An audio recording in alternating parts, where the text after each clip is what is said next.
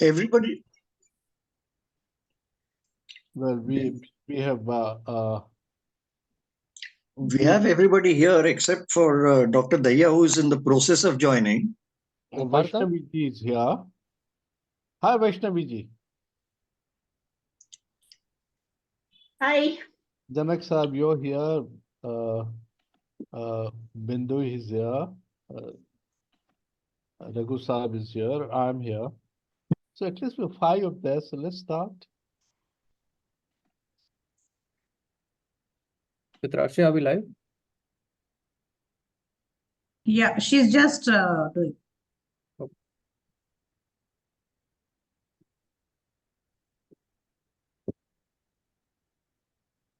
Yes, Dahiya sir is also joining. Very good.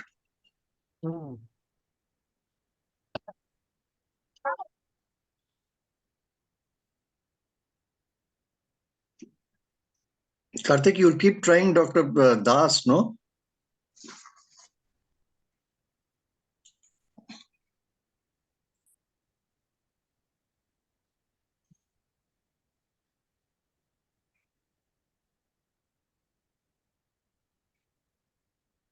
Yes. Chitrakshi, are we ready? Wait 1 minute, it is uploading. Wait, just.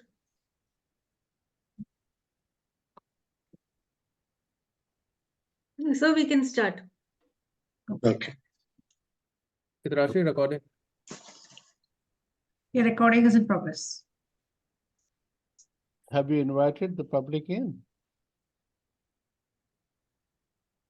Sir? Have the people joined? Yes, yes. Okay. Okay, then let's start. Is it okay starting? Yes. Okay, I think friends and colleagues. Now let me welcome you to the 103rd episode of INHAF's webinar series on the Rethinking City. In fact, today is the third webinar on the new 10 episode series that we have started. And this entire series of 10 episodes is examining climate change in the context of cities, the urban world, and climate change. And today, the topic is urban flooding and extreme rainfall is today's topic. This series, in a manner of speaking, is a slight departure from what we have been doing for the last 3 years. Almost 100 webinars that we've done, essentially on a very broad theme, urbanization and cities, and of course the urban challenge. This one is slightly more specific and tied to a project that we are doing in Chennai. This particular project is called Climact Chennai. Climact Chennai. And I should tell you briefly about this project because we're trying to use this opportunity of webinars to talk to people, to understand them, to invite them to kind of participate and strengthen the whole effort. So this project is meant to understand, report, and contribute to how Chennai is preparing to meet its climate challenge. Chennai is a coastal city and a city that is likely to be impacted by climate change that is coming. And idea is to understand how is city preparing to meet its climate challenge. In fact, trying to understand who is doing what is government doing, the state government, the national government, the city government, the municipal corporations. What are development corporation doing?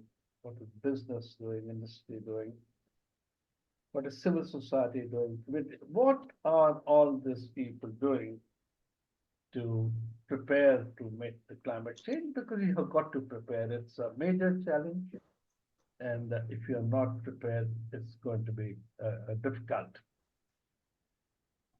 The second part of this particular program is to share this knowledge, this learning, this information in terms of uh, what is being done.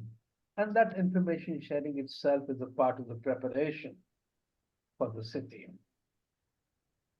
This project has many parts, and I'm sure Raghu Saab will tell you more about it. This project also is looking at vulnerable communities. Who are the people who will be affected most, by the climate change? And how is the city preparing to help them meet those challenges, challenges of flooding, challenges of heat wave, challenges of other kinds. The other thing we are doing in this project is studying what is being done to decarbonize the city. What is the thinking and what are the sectoral plans for reducing carbon footprint and thereby, I think, reducing the impact of the climate change. So today's webinar is on one of the many consequences of climate change, which is flooding. And we have extremely competent panel to talk about this subject, in terms of flooding and how to manage city. As you all know, that for Chennai, excessive flooding is not a new phenomenon. We have seen this recently, and of course, earlier 2015, which caused enormous amount of damage, and I think gave a signal of what climate change could be when it happens. And today's panel, and Raghu Saab, who is moderating the project, this meeting, would talk about this. Before I hand this over to Raghu Saab to conduct today's episode of the meeting, I should briefly tell you what we are doing under this program, under this webinar series we call Rethinking City. As you probably know, we are doing this for last 3 years, and this is 103rd webinar. We had, over a period of 3 years, something like 500 urban specialists and experts and professionals, and the community groups come and talk about their experiences, their work, their perspective, their vision on how to manage city in the context of new challenges. Now, what our view, and I think that is precisely what I think led to development of this webinar series, is this: that India's urban challenge is daunting, it's very difficult, and there is a perception that the way we are dealing with it, where things are going, we are not necessarily prepared to meet India's urban challenge properly. And I think, let me give you 3 or 4 quick statistics in terms of what is one saying. One is, of course, the population front. India's urban population by 2015 is supposed to touch 870 million people, almost doubling of the population in the next 30 years. And it's obvious that we are not necessarily prepared to meet this huge population explosion that is going to take place in our cities. We also require extraordinarily large amounts of resources to deal with. this urban challenge. One statistics which I often quote is the one which was thrown up by the World Bank, and then subsequently a commission which was set up by Government of India. And that is this, that in order to meet India's infrastructure needs deficits in the next 30 years, urban infrastructure deficit, you require something of the order of $630 billion investment. Now, in order to understand $630 billion in 20 years, it's important to know that India did during the previous regime under PP government a very well designed infrastructure investment project called JNNURM, and everyone is aware about this. Now, this was one of the well conceived and well implemented project. But in 10 years of JNNURM, country was able to invest something of the order of $14 billion, that to huffing and puffing, both in terms of resource management and as well as capacity of the system to deliver those projects. So what one is saying is this, that if you are expected to invest $630 billion, to meet infrastructure deficit in 20 years, and in 10 years, all that we manage is 14 billion, it really tells you a lot about the size and the nature of the challenge. Third thing that one wants to kind of talk about is this: the cities are very diabolic in the sense that this is something that one talked about last time too. The cities occupy just 2% of the land mass, and they contribute, they consume 75% of the resources and throw 75% of the waste in the environment. And therefore, if cities are not taken well, you cannot expect sustainability. And I think one goes on saying that without urban sustainability, there is no overall sustainability. It is in this context, it is in this milieu that we have been kind of doing this webinar series.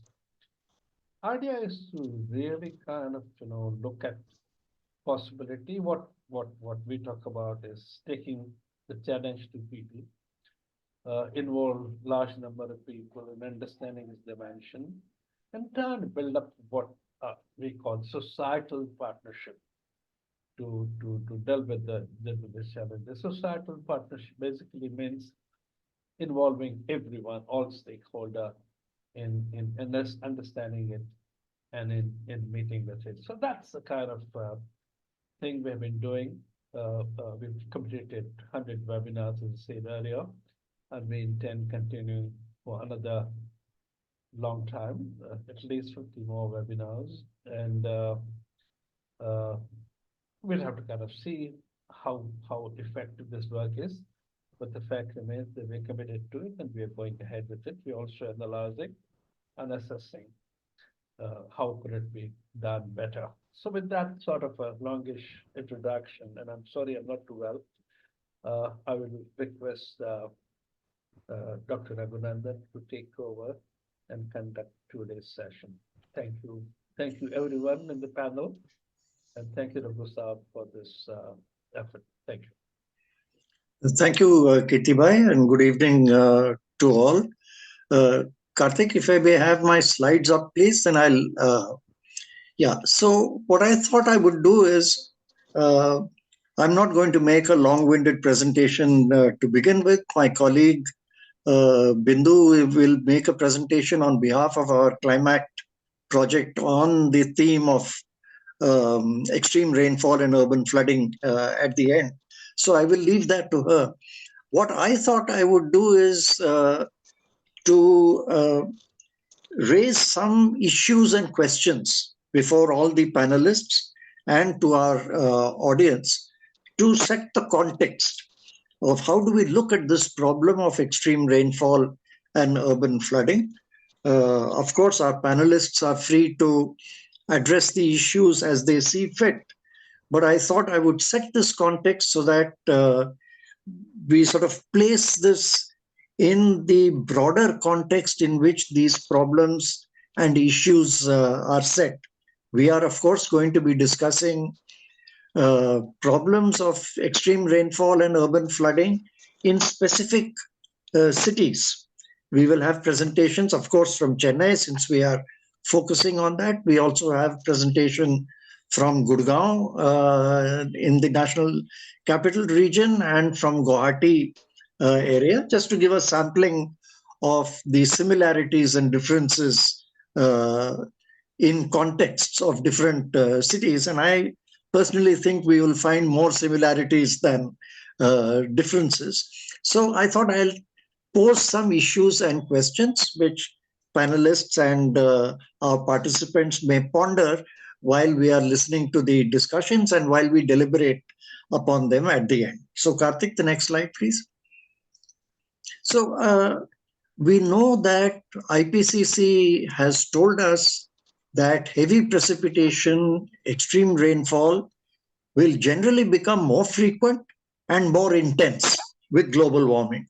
Every 0.1 degree Celsius more of global warming will make extreme rainfall more frequent and more intense. And we have already seen this in the past 10 odd years. Just the last few years, we've seen devastating flooding in Europe, in Northern Europe, in Southern Europe, in China.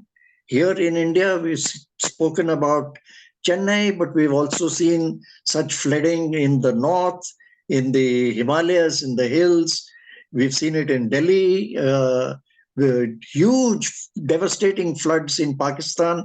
So we have seen these phenomena multiply and grow in severity.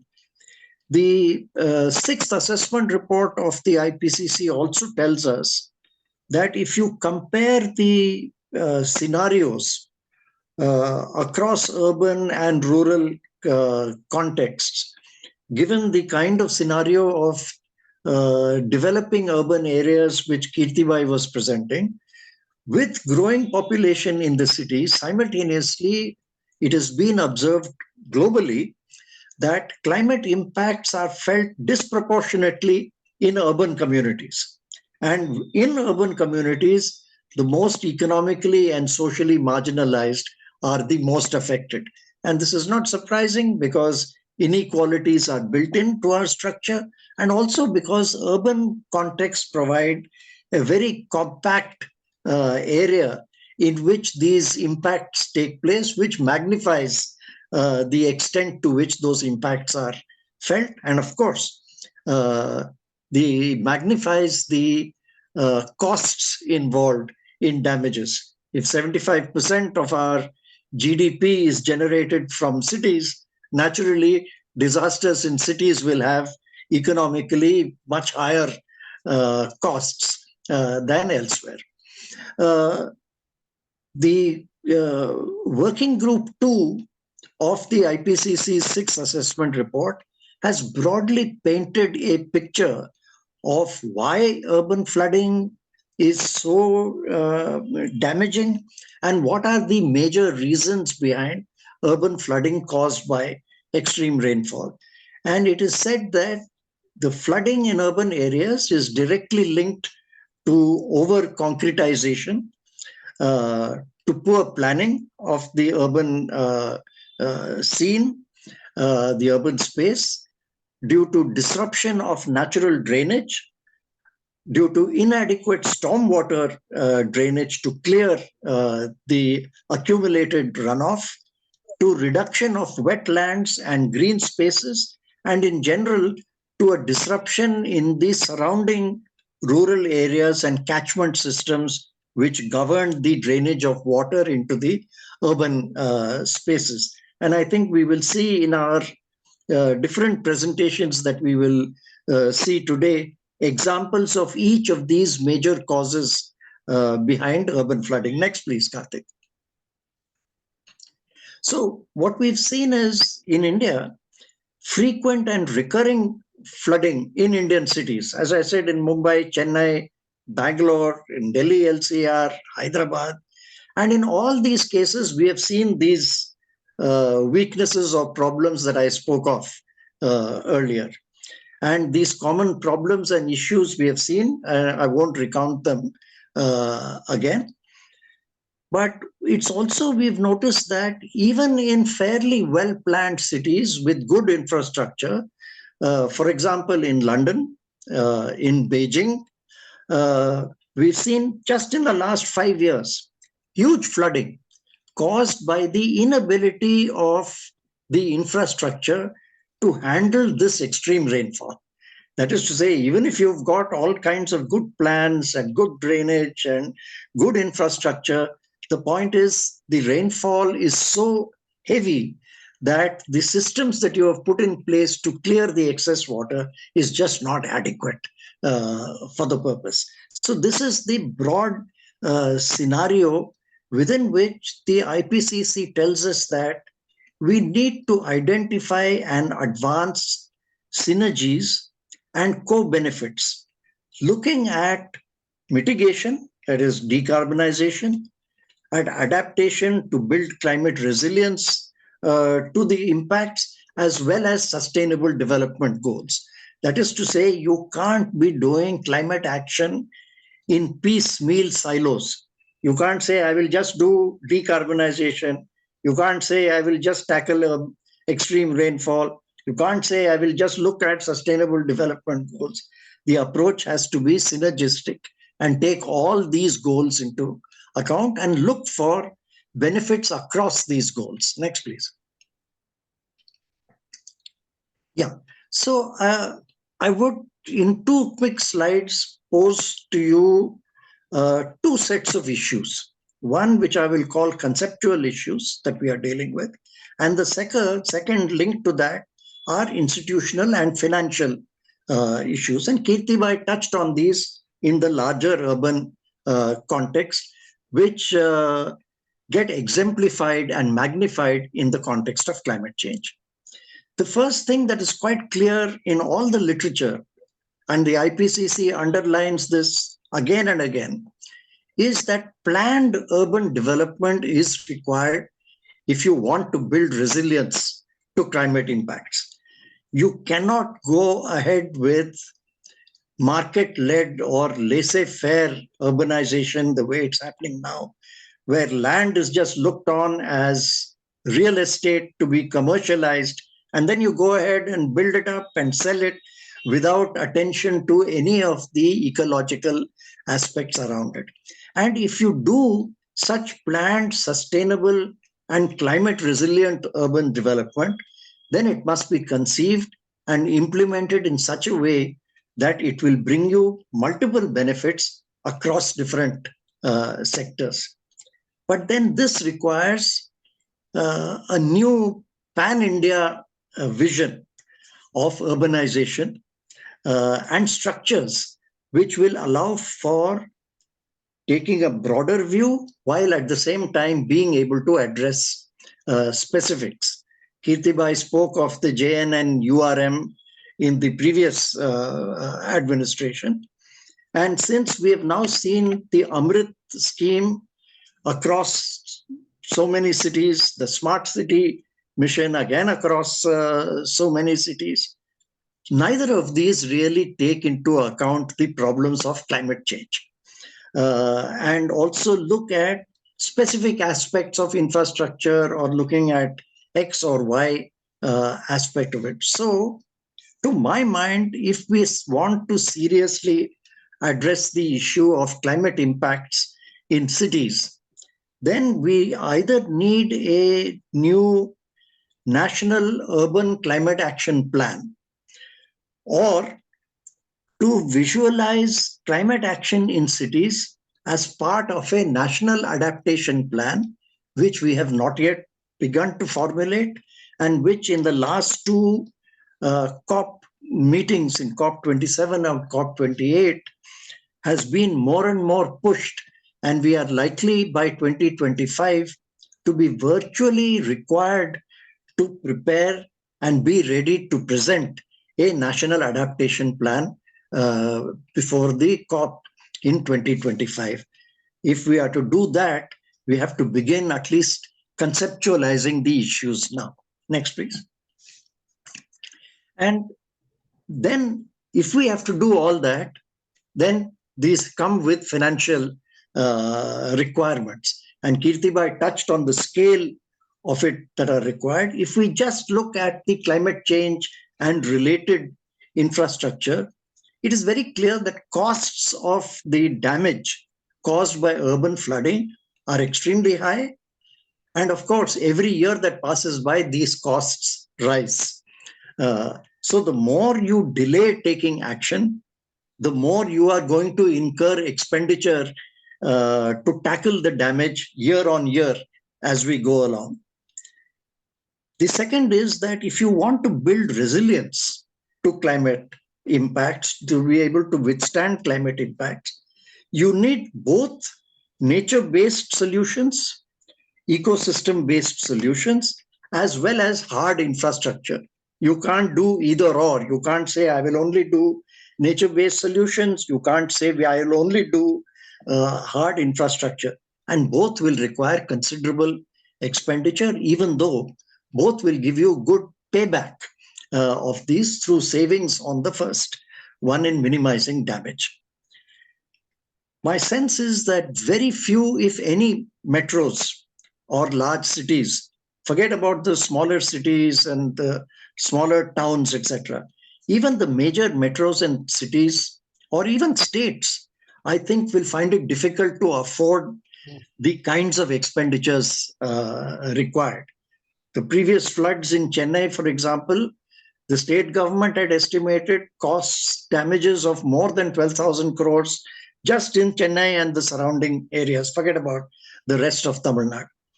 So if the issue of tackling these and spending money to build infrastructure is left to the cities and to the states, effort can only be suboptimal. They will do a little bit of this and a little bit of that and won't be able to do more.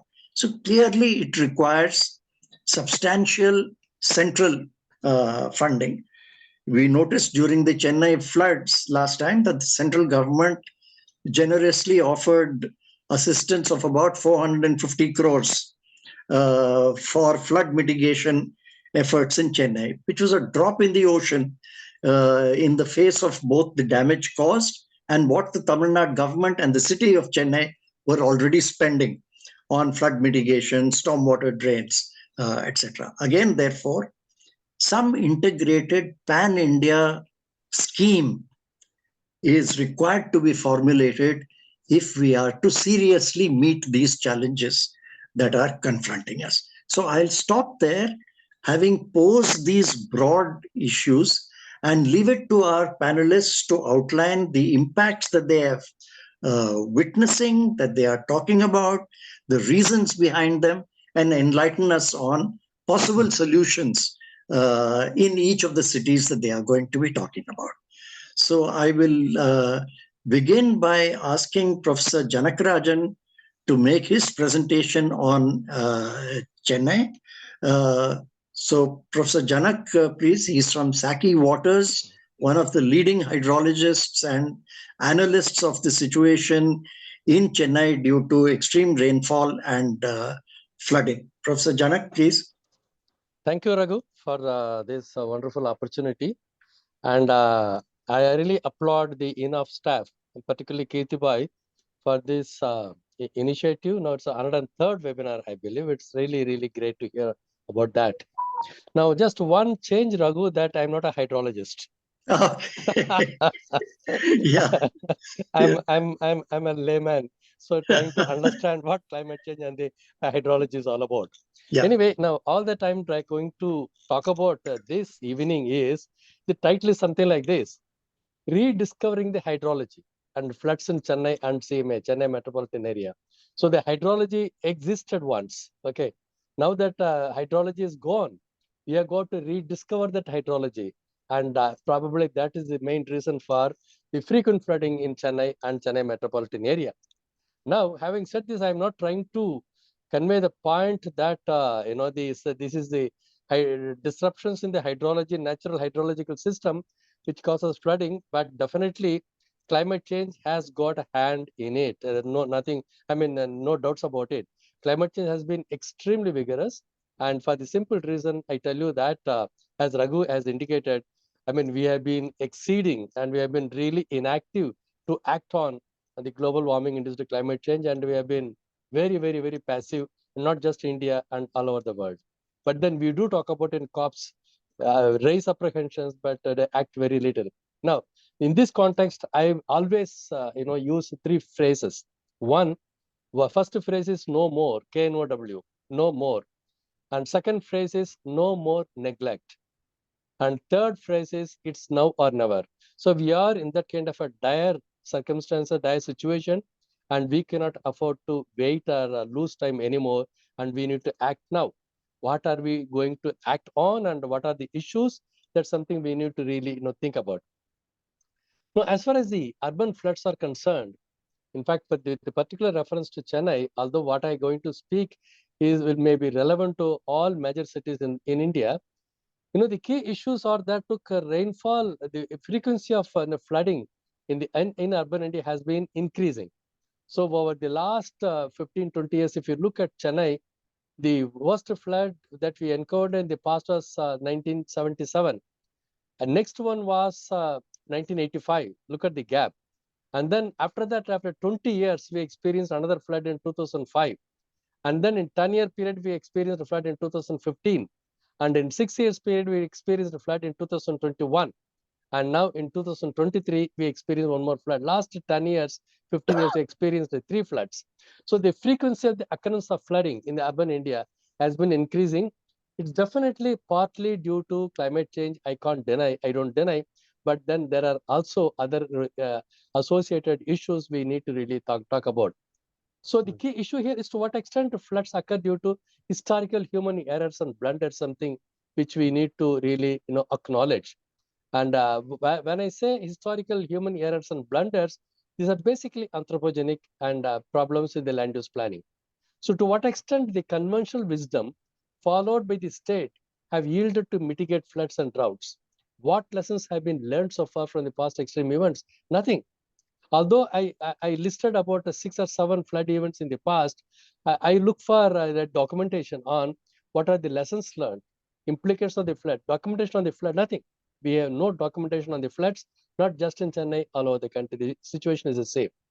Although each one of these floods are unique in their own way, the impact is devastating and increasing year after year. You will see that these occurrence of the floods are, that's not something unique, but then basically you really come across excess rainfall here and excess water years, and you will see water everywhere.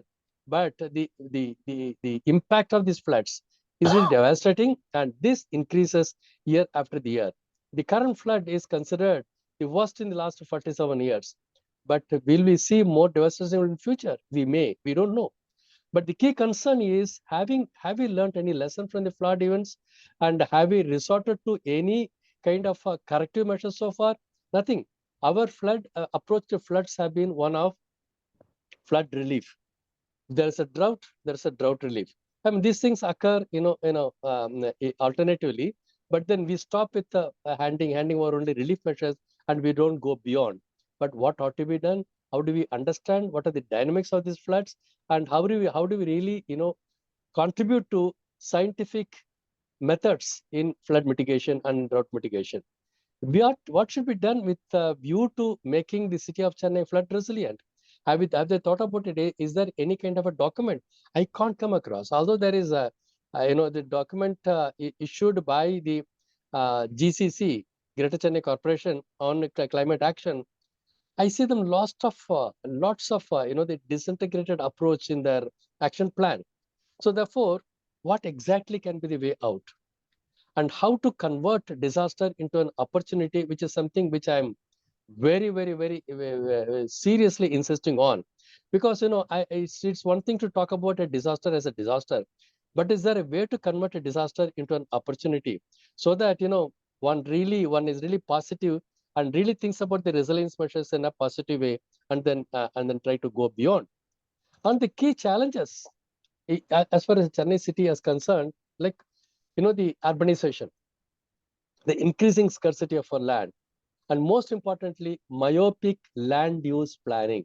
This is true of all cities in the country. Land use planning is absolutely myopic. I mean, you don't really consider. When there is no rainfall, you think all the land is a dry land and so on, and for anything can be done that. But then you really don't understand what the hydrology of that particular piece of land and that particular area. And most importantly, in fact, both Kitibai and Raghu mentioned the demographic pressure. Demographic pressure is increasing. There's a high population density.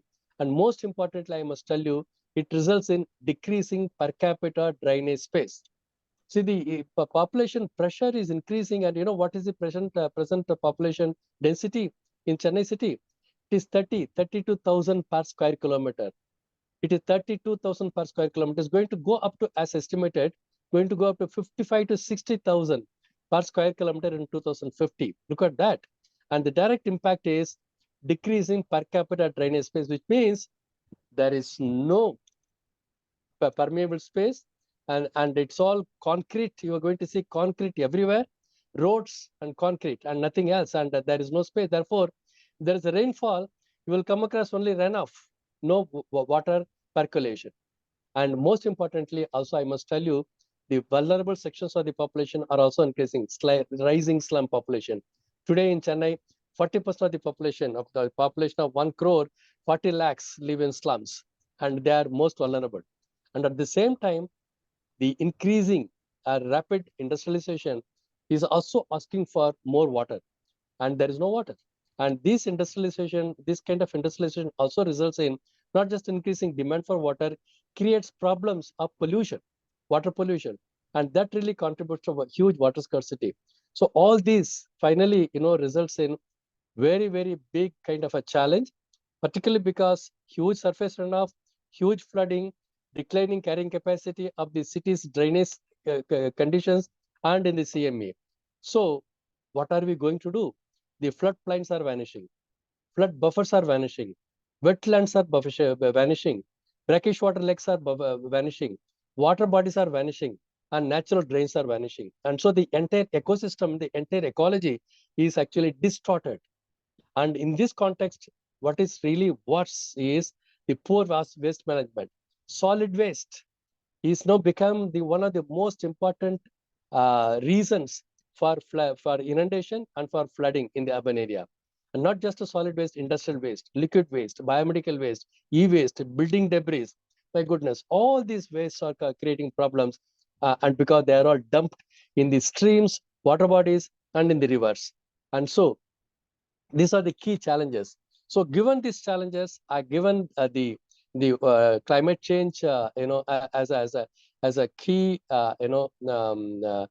issue, how are you going to really mitigate flood? What are we going to do? And what is going to be the future? It is something which is, I really don't know. And in this context, I must tell you that there are laws, legal provisions, acts are announced, but a mere promulgation of laws will guarantee nothing if policy implementation and monitoring mechanisms are extremely are weak. So this is the precise context in which I'm always raising the issue: what is CMDA doing? Chennai Metropolitan Development Authority. What is their mandate? What are they doing? What are they supposed to do? How should they change? There is absolutely no scientific approach. We had first master plan, no lessons learned. We are in the process of completing the second master plan, no lessons learned, and we are entering to the third master plan from 2026. Okay, and all that they do is use the land wherever it is available. Use the land for industries, infrastructure, and housing, and so on and so forth. But have they published any document relating to the lessons learned from the first master plan? What kind of blunders have they made? How are they going? How have they overcome? So in the second master plan, what are the blunders they committed? Is there a way to really overcome the third master plan? Nothing. In fact, one thing that I've been insisting on the CMDA, Chennai Metropolitan Development Authority, is to publish a document, two kinds of document. One, not only the lessons learned, And also to say that this is the inventory of ecological hotspots like rivers, streams, water bodies, wetlands, brackish water lakes, and so on and so forth. These are the ecological hotspots, and so these will be protected at any cost, and no developmental activity will be promoted there. Will they be in a position to issue this document? Will they accept it? No, they are not. We have lost wetlands. Unfortunately, we have been losing wetlands. Pallikerne marshland is supposed to be the biggest wetland. It is in the Ramsar Convention. Supposed to be 55 square kilometers area. It used to be at spread over 55 square kilometers of area, now reduced to 5 square kilometers. Completely occupied by what is called the IT corridor, big industries, big roads, bridges, all kinds of housing activity, everything. And now when there is a flood, this area is so hugely flooded. And in fact, for your information, this area, metropolitan, the Pallikene marshland is below sea level. Not even at zero, it's below sea level, which means this area is going to become extremely vulnerable, going to get very badly affected. What is the action plan? No idea. They're trying to, in fact, used as a solid waste dump, but now they are now stopping it. They're trying to do the the solid waste the eco mining or whatever they call it, but it's not going to be of any use because it's too late to do any retrieval measure. So that is what is about CMDA, and CMDA should really wake up at least now, try to rediscover the city, try to rediscover the distorted hydrology. And then Chennai, even Greater Chennai Corporation should really rediscover the hydrology. Hydrology is completely distorted. Hydrology is lost. What existed before is no more, no more existing. So given that fact, and given the fact that the land is so rapidly occupied, and there are normative concerns raised with regard to, well, we should do this or we should do that, have a drainage master plan.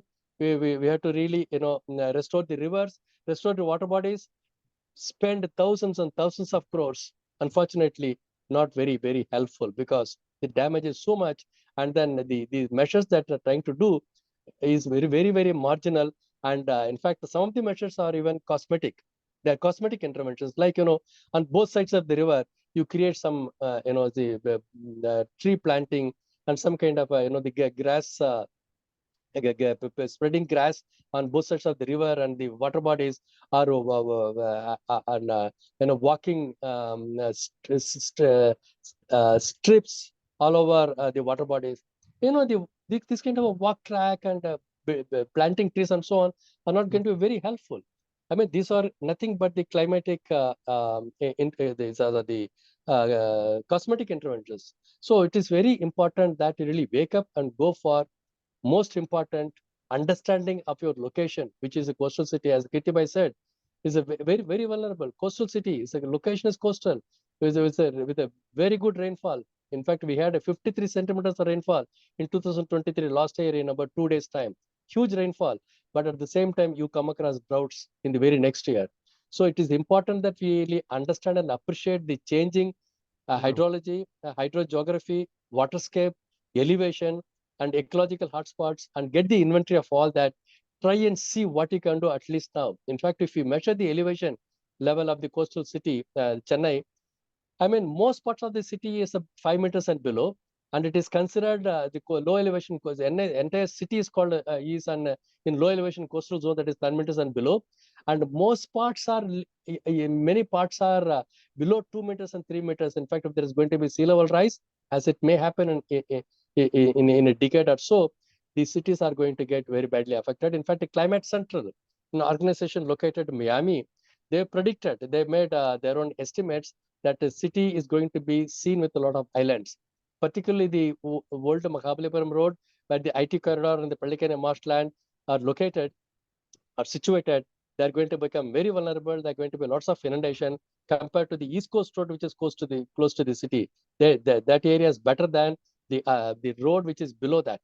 So lots of inundations, lots of islands are predicted in Chennai because of its own location. What is really very important is to our own failure to understand the reasons for the flooding. See, after all, the water, when there is a heavy rainfall, flows from west to east, but that flow of water from west to east is not properly tapped. So they allow the water to flood because of the all concretes and the city gets flooded. But then can't you really store the water where it falls? There are about 4,000 water bodies in an area where 15,000 square kilometers area, which is part of a Chennai basin. When there is heavy rainfall, water flows straight into the Chennai city because of the 4 major rivers. They are the flood carriers. The city gets flooded. So there are 4,000 water bodies in this area. These water bodies are not properly maintained. If these water bodies are properly maintained, the water can be stored there. It will help to mitigate your drought and it will help to mitigate your flood. At the same time, it will help to recharge your groundwater. You can easily come over, but you are not planning to do that. And this can be one of the most important climate action plans, programs, really, if you want to really mitigate flood. So there are many such things one can talk about. And all that one can say here is that there are structural interventions one can think about. There are non-structural interventions like, NBS, natural-based solutions. There are legal solutions. Individuals, industries, institutions can also, contribute to by way of being water positive. There are many things one can do, and lots I can say, but then time is too short, so I will stop here. All that we need to do is to really think about this very carefully. Don't hide behind climate change for historical blunders and changes in the hydrology. And it's not to say that climate change is a fiction, but one has to really be awakened and be careful about finding solutions. It has to be sustainable. And thank you. Thank you very much, Professor Janakarajan. I think just to convey to you all that Dr. Partha Das, who was expected to join us from Guwahati, is unable to because there's been a bereavement in his family. Oh. So we've passed on our condolences on our behalf to him. So I'll next call upon Vaishnavi Jayakumar, who works with vulnerable communities in Chennai, who has been extremely active in mobilizing and organizing relief for victims of the flooding in Chennai. And we would hear from her on her understanding of the problem of flooding in Chennai, its impact on the vulnerable communities. She's a co-founder of an organization called Banyan and of the Disability Rights Alliance. So Vaishnavi Jayakumar, over to you. Yeah. Hi. Feeling a little out of place with all the experts over here. I just wanted to clarify that I'm here speaking on as just a member of what we call Chennai Cares. It's a citizen rescue and relief. It's a loosely formed organization with representations from other NGOs who do work in the space of disasters. There's representation from TNFS, which was earlier Tamil Nadu Flood Support. Most of us, in fact, came under the banner of Chennai Cares in 2015, though a few of us have been working on disasters from time of tsunami. And floods is not all that we come together for. We're a voluntary group, so everybody, is basically just pitching in with their time and with their connections and just trying to do whatever we can. As far as most of the time, it's about response during the crisis. There is a certain element maybe of routing relief and rehabilitation really only, a couple of our members represented by, let's say, Bhumika Trust, etc., are more active on that front. So, yes. You see, I found the discussion on hydrology really interesting, especially since if you were to look at a timeline of your average of a layperson in Chennai, 2015 was the year that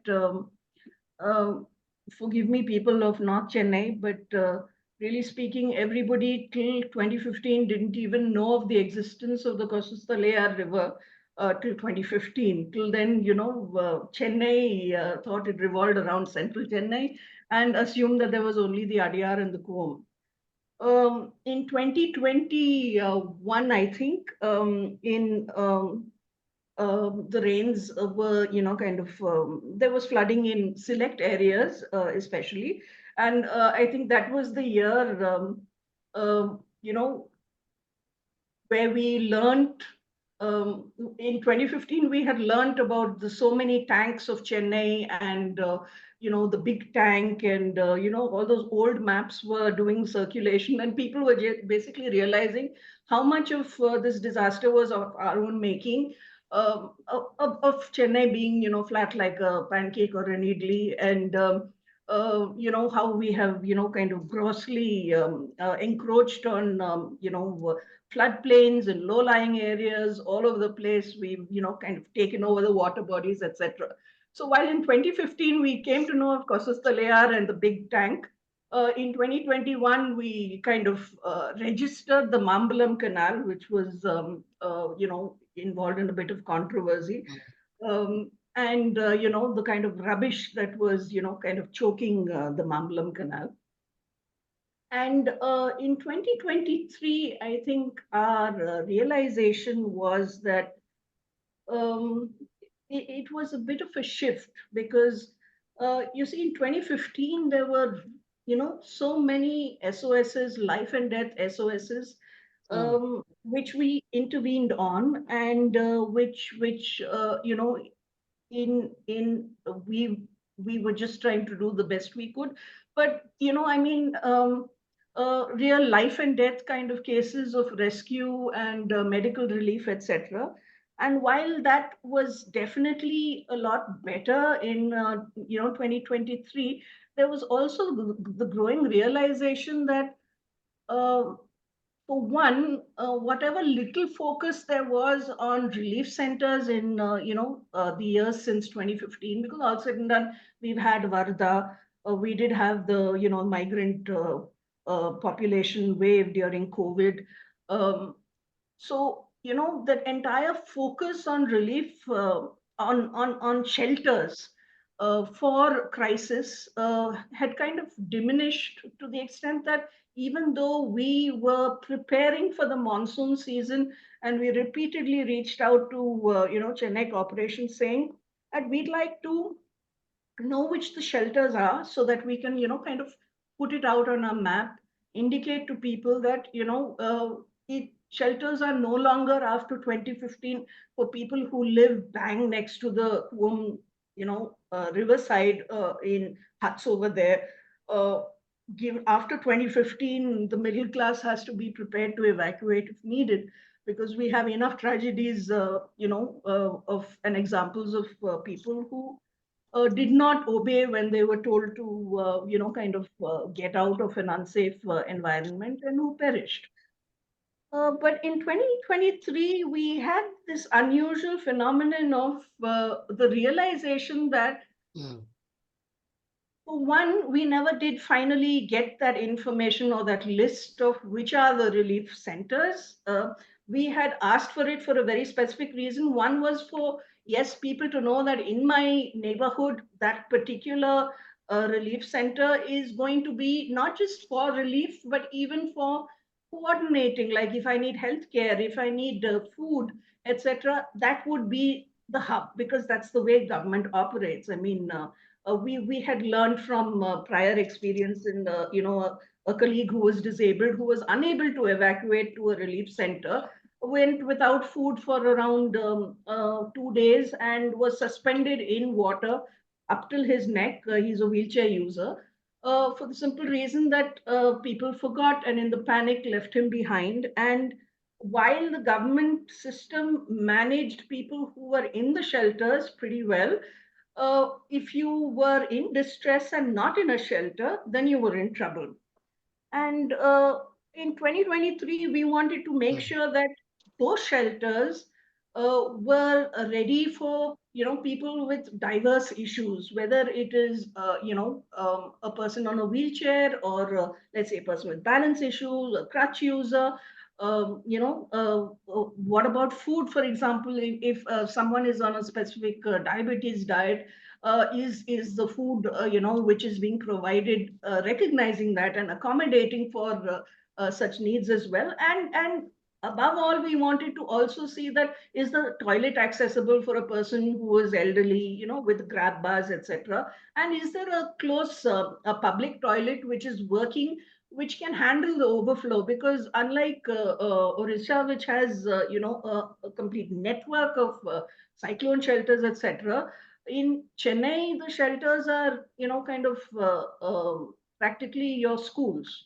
They're your schools which are kind of used in times of governmental need, and as such may not be really catering to adults in the first place, leave alone around 100 adults at a time. The school toilet infrastructure may not be able to take it.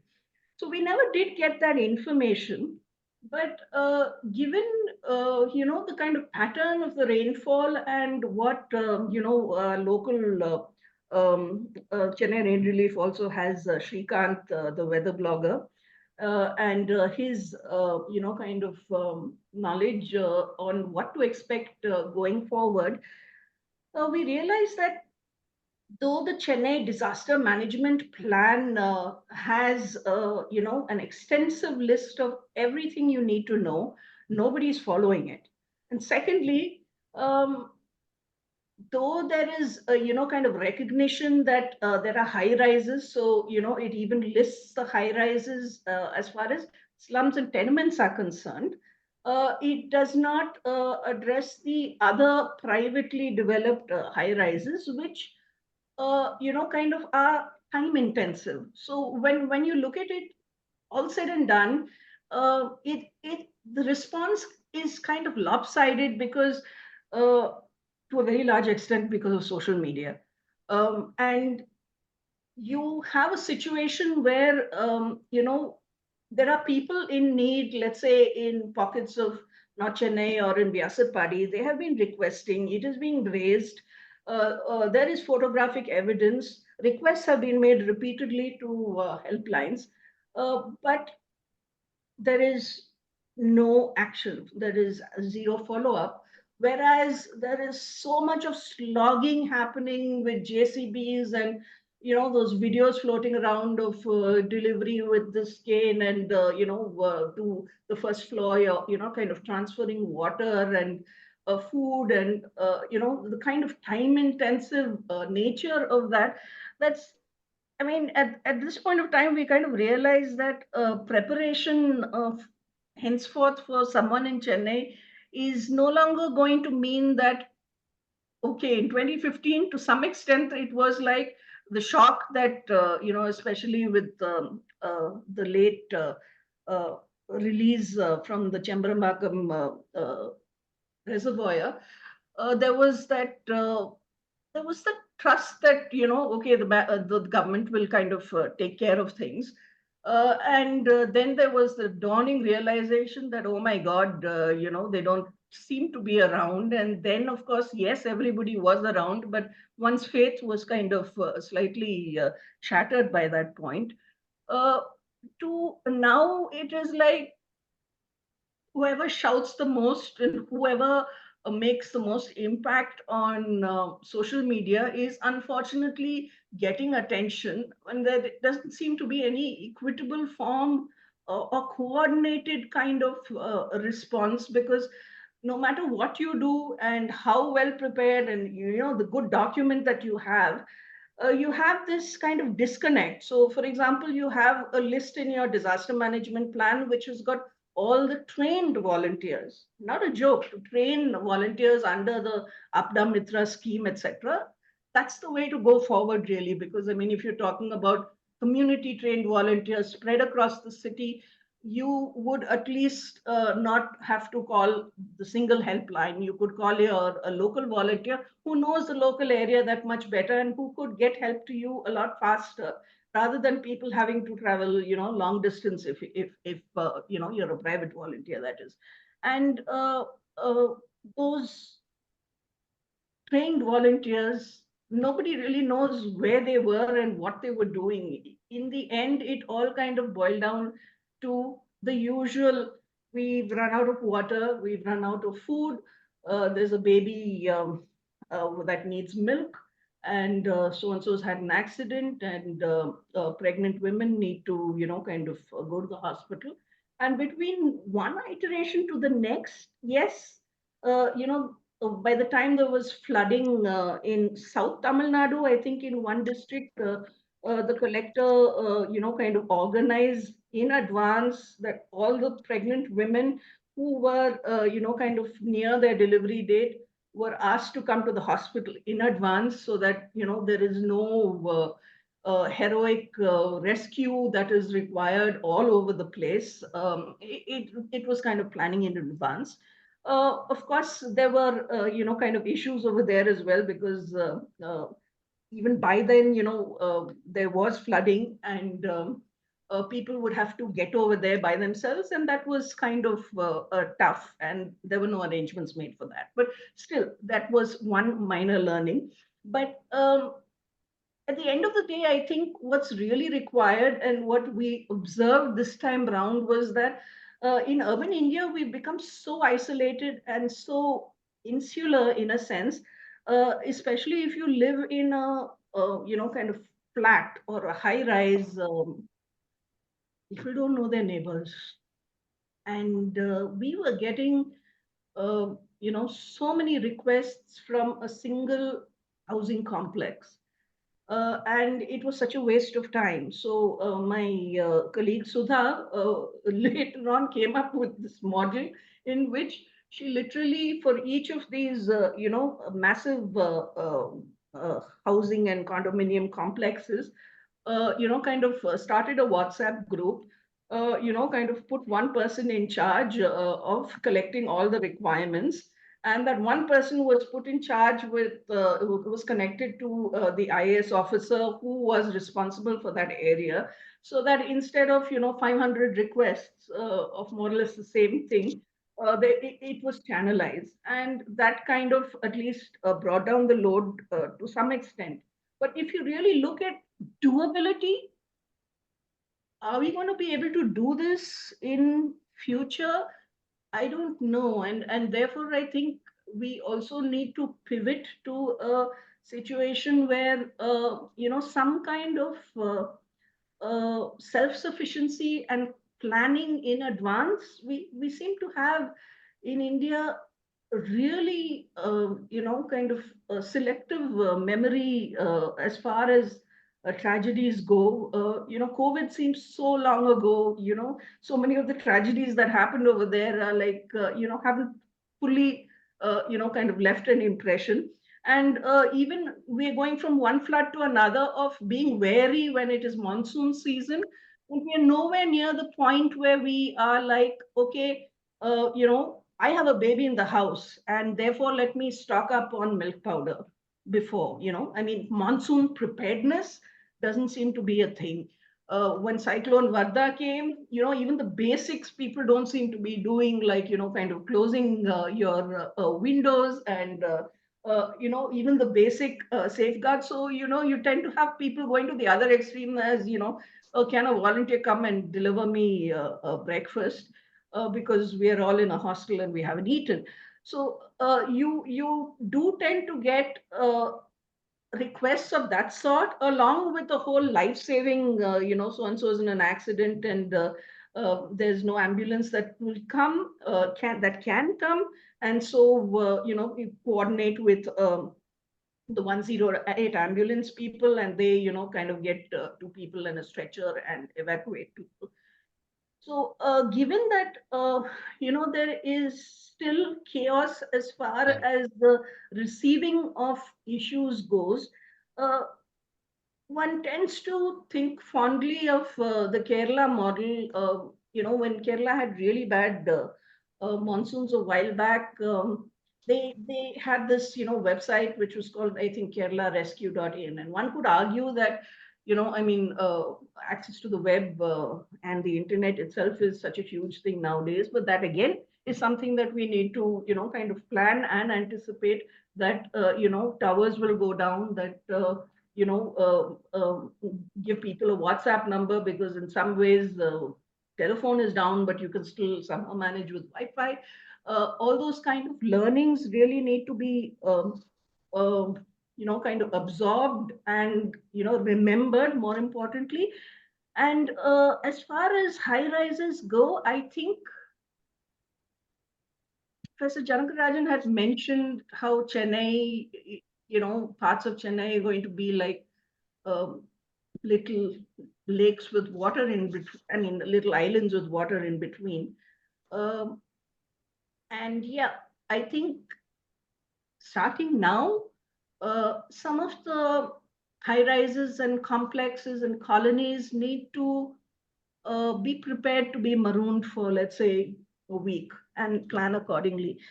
And I think to some extent that is happening. We've seen that, like from 2005, there were, 2 to 3 high rises. And here I'm talking not sadly about people in the resettlement colonies who have flats built in, again, problematic low-lying areas, etc. I'm talking about, kind of privately developed flats. And we do find that the communities do seem to have learned, and it's not the same, people calling out for help each time. But I think we're at the point of time where even the administration is struggling to, kind of cope with the sheer volume of requests, that it would make more sense for Chennai to basically be better prepared and to plan for a situation in which, if you were stuck alone for 1 week without power, and you were stuck on the terrace of your high rise, how would you manage for water? What would you do for your bathroom? Do you have enough dry food? Can you cook for the community, over there? Would you be able to manage without, needing to be rescued? Because in such cases, how many people can you rescue? It's just simply not possible in that kind of time. Where will you rescue people to? There are no specific shelters, and even if there are, the kind of logistics of getting people, from around 5 feet strong running water is not a joke. You can evacuate only people who are in a medical, emergency, or who are frail and who would probably not survive. And even that, as far as possible, as in the case of pregnant women or people who are dependent on power. These are the things that we take so much to heart when you hear that a person who was dependent on oxygen after COVID died because of lack of power, because power goes during, is turned off even for safety reasons during rains. And if a person dies as a result of that, that kind of lack of planning, given that civil society has reached out to the Finding the fastest administration, route to Kasuma, head straight for 4 kilometers to Ahar. is kind of is criminal. So I think there needs to be some amount of accountability, and there have been, kind of so many organizations, civil society responses in Chennai. You have the Chennai Climate Action Group, and the realization, through the Porambok song, etc., the importance of floodplains. At least people know that and do make a noise when, after the 2023 rains, literally the next day, there was an article about some huge development being given permission from the CMDA to build again on the banks of the Coombe. So at least people have a better realization of that. It was thanks to the NGO Arapur Iyakam that, we even the public got access to the stormwater drain maps and discovered that just how many of the stormwater drains in Chennai were built with a reverse gradient, which is mind blowing. So there are civil society responses, but unfortunately, as far as a government goes, while it seems to be still pretty person dependent, there is improvement. I'm not denying that, but is it enough? And could we have managed to save the more vulnerable amongst the people with just that little bit of extra planning? Because we knew what to do, we knew what needed to be done, and yet the government didn't do it. It didn't even give us a list of the shelters finally. And we know from experience, we checked out the shelters in 2021, and some of the shelters which they said that there were people there, etc., were themselves underwater.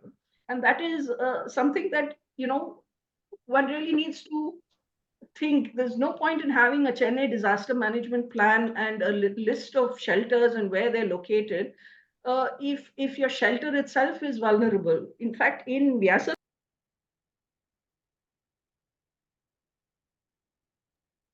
Vaishnavi, ma'am, you're on mute.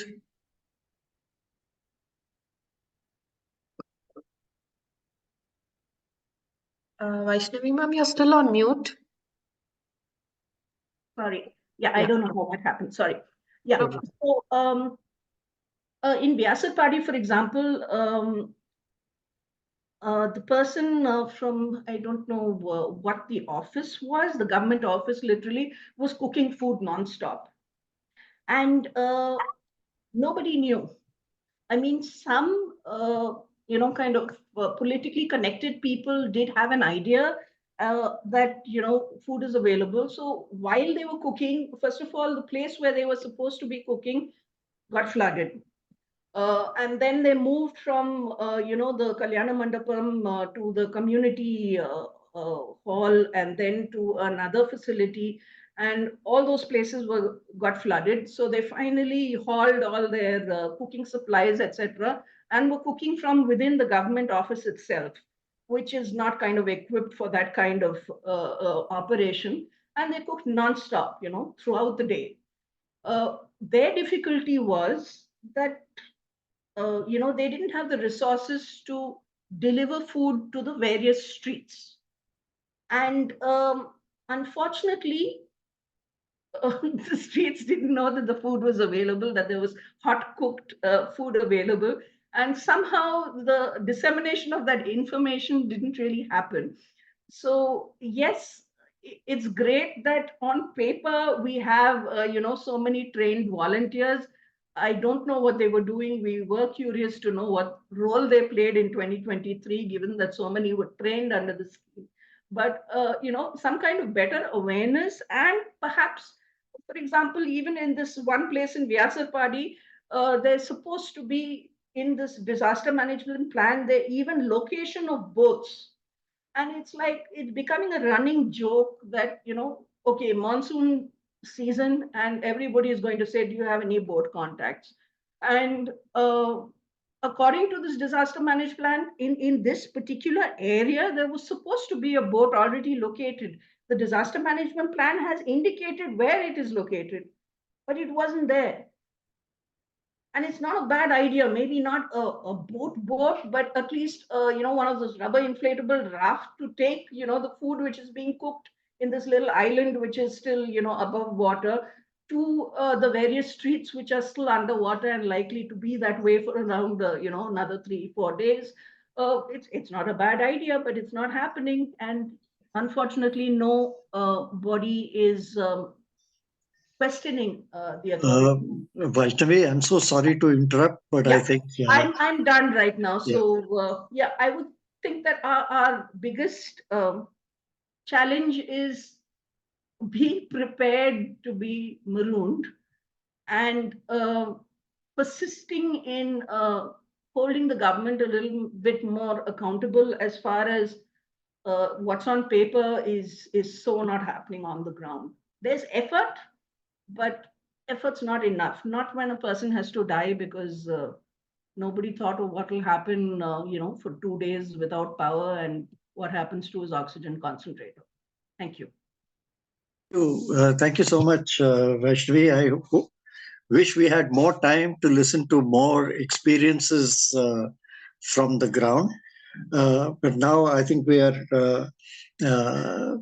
we've sort of made up for one person not being with us. So we'll quickly catch up now with where we were. I'll now request Dr. Khushpal Dahiya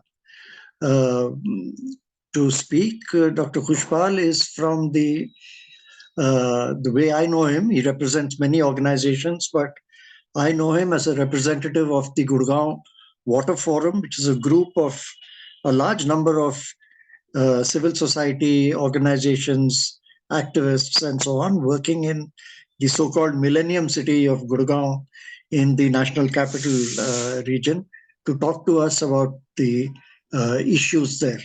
Dr. Dahiya? Good evening, sir. And good evening to all the panelists. And Dr. Raghu has given me this opportunity to speak out about some issues and challenges of Gurugram, the Millennium City. So when Raghu sir was calling the Millennium City, a bitter smile came on my face, because whensoever we are just talking about such a topic that is we are discussing right now, whether it is only focused about Chennai, but I think so Gurgaon is a very unplanned city. I would like to say that. Means it's a city by chance. I call it like this because from last 20 years I'm working over here, and I have seen that how the things have got changed over here. Because a builder comes, he starts his own planning. There is no correlation between the rest of the city and the natural strata or the natural environment that used to exist in these areas. Anyhow, sir, I do have a slide as well. I have prepared. I mean, I would like to share it with you all. Thank you. Let me just share my screen.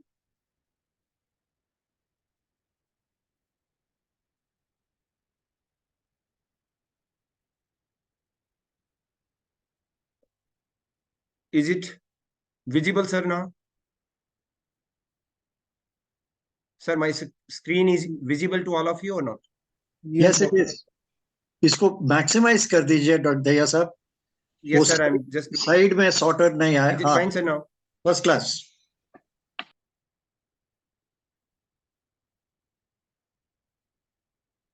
Is it fine, sir, now? Fine. It's absolutely fine. Hello, sir. It's fine. Yeah, It's fine, Dr. Dahiya. Yes. Sir. Okay, sir. Thank you. Sir, I have not got my doctorate yet, but I don't know who has written the doctorate. I am Khushpal Dahiya right now. कोई बात नहीं sir, सब doctor हैं. Thank you.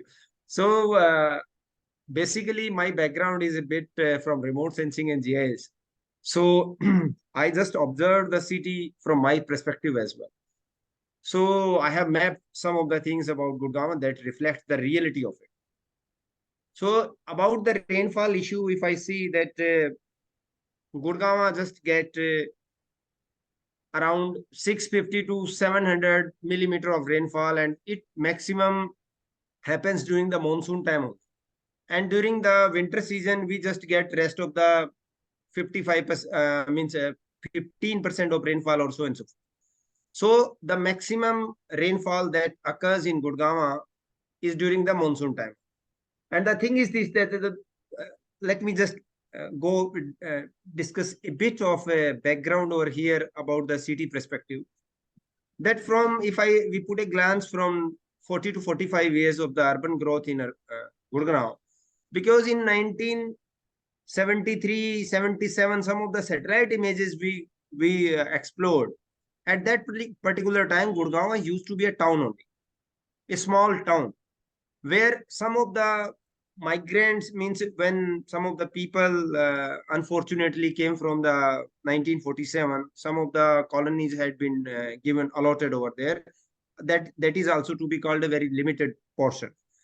And otherwise, Gurugram village was there, and a market from that particular village used to exist. And then Air Force Station came. And at that particular time, the Air Force Station used to be quite huge as compared to the city. So in the eastern side, there are hills, Aravali Hills. They used to supply water to the whole rural area. This was totally a village dominant area where agriculture was the main source of income for the villagers. All villages used to exist, and there were some natural strips in a very organized and natural way. So this is the satellite data. No, sorry, this is the topographic sheets of 1992. Means quite, I think so, in between. Means if I talk about 70s or 80s, then in 1992, I just mapped it and just find out the drainage pattern. You just see that from this particular side, this is in the upper part. If you can see my mouse over here, 3-4 streams are over here in this cluster.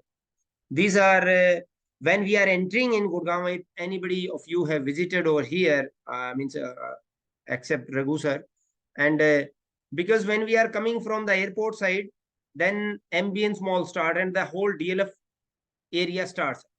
So in that particular portion, there used to be 3 important nalas that used to flow from the eastern side. Then this is the hilly portion of the Aravalli. And then there used to be a lake called Ghata Lake. Ghata is a village. In name of that village, there used to exist an lake.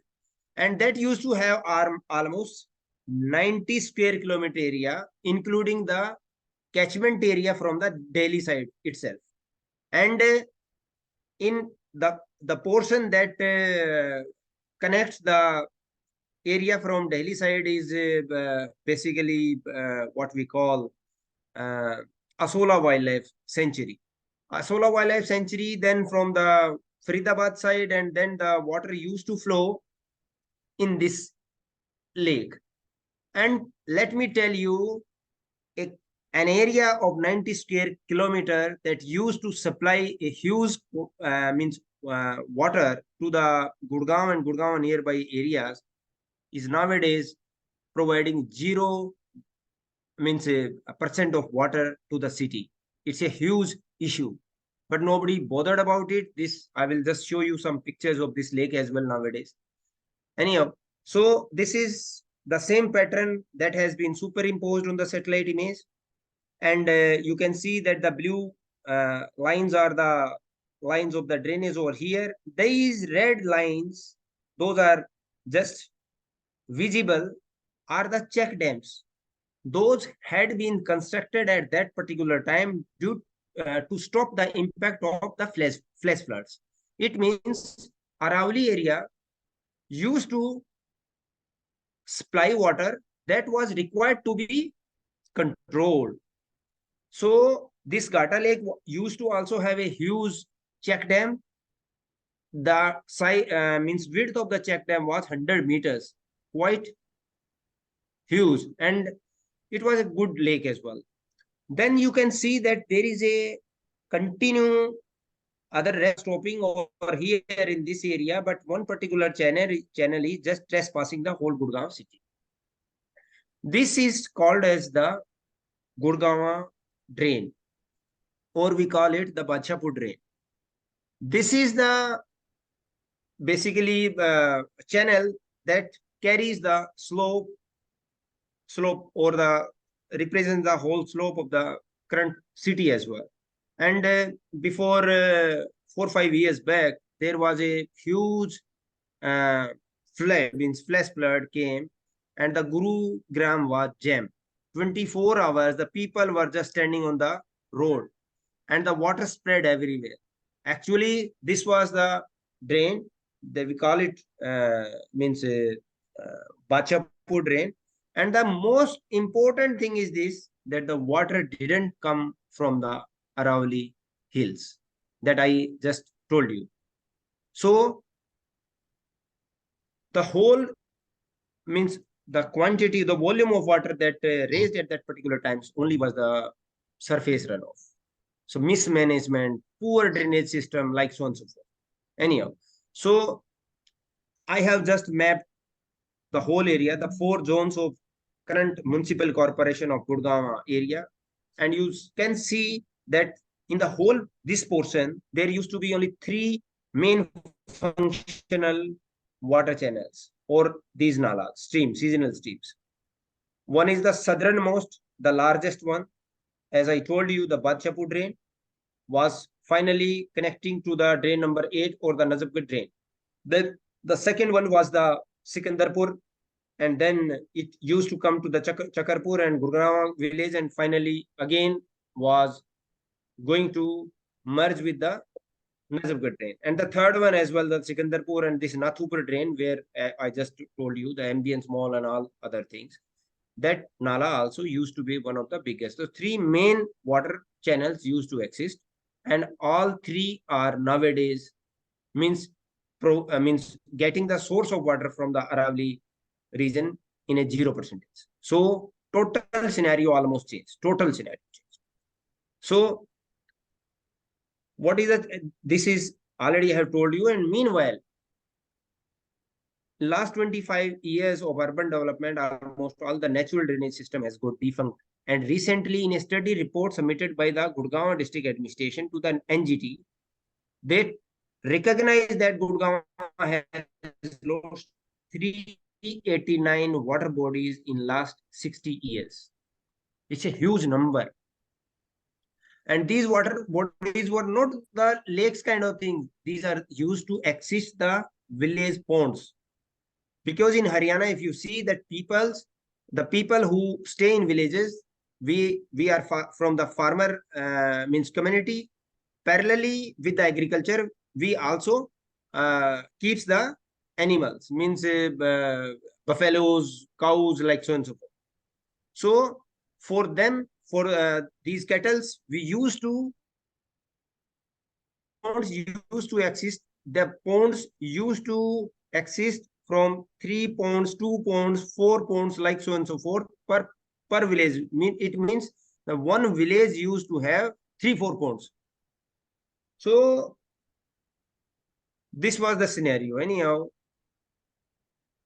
the major factors nowadays and the behind this, because nowadays I'm saying that the Arauli hills are not generating the water. So what has happened to these water channels and all other things?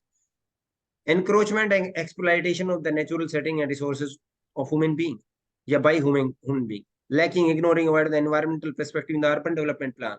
There is no coordination between 3 departments that I have seen, that I have experienced. One is the urban planning department, town and country planning. Its coordination was must with the revenue department, because revenue department is responsible for preparing the maps and to map even the water features. There was no relationship. Then the third department is the municipal corporation or the district administratives. They were also not bothered about any natural strata of this particular city. One particular image that is nowadays, I have just shown this particular slide because now the GMDA has came in picture, Gurugram Metropolitan Development Authority, and they have just taken 2 of the lakes. One is this particular lake is Bujirabad Lake, we call it, and this Nala used to flow earlier. This Nala, actually, I just want to make it clear now over here. This Nala is marked in the revenue map. So that's why the builder could not encroach it. Still, it is existing in its natural shape. And finally, it just generates a lake kind or a pond kind of thing. Another lake that I was just talking about, the Ghata Lake, that used to have 90 square kilometer. I have map. I do have some satellite images of 1970s or like that particular area, where we can see the natural shape of this lake and the whole catchment of area. Nowadays, the lake is totally dry, and the builder has been given permission to construct their flats and all other things on the bed of the river. So this is where we are just taking our planning now. Anyhow, another areas, you can see that the roads have been constructed where there the nala used to flow. And this road is not a normal road. It is nowadays, we call it the cyber city road. The where in this particular zone, all the means offices of the international organizations are existing. Those are working in the MNCs. I should the right name should be the MNCs, multinational organization companies are working in this particular zone only. And the roads those are built over here are on the nalas. So another picture of a pond that used to be good in size, a community center, parks, other things have been constructed out. So another stream up to this particular portion, the natural strata is appearing because this particular area is under the defense or the Indian Air Force. This area is of Ayanagar side. Then this Nala enters in the Dera Mandi village, this particular area, and then it is coming finally to the Gwalpadi village, where actually the Haryana starts. So the farmhouses got constructed. The Nala was not recorded in the revenue map. That's why the farmers purchased the land. They built up the farms and or like that. Another area,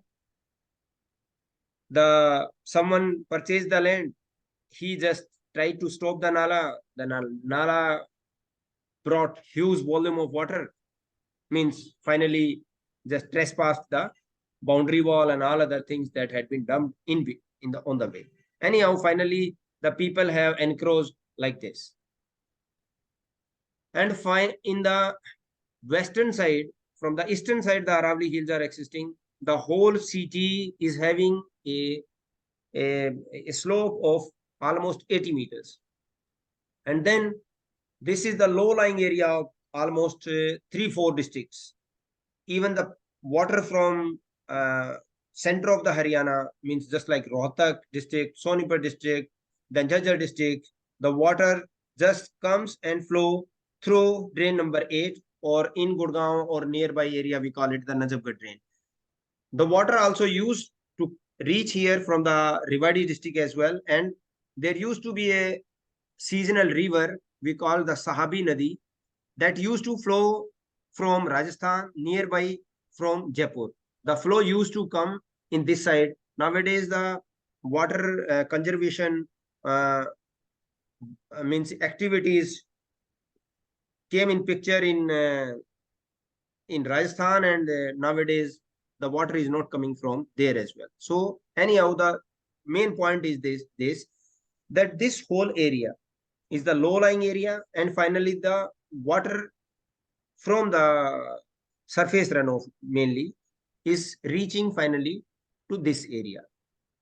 Plus the whole sewage system of the Gurgaon also, because nowadays the flash floods, or we just call it the fresh water in form of rain that is coming in form of surface runoff, that is also reaching over here through the sewage.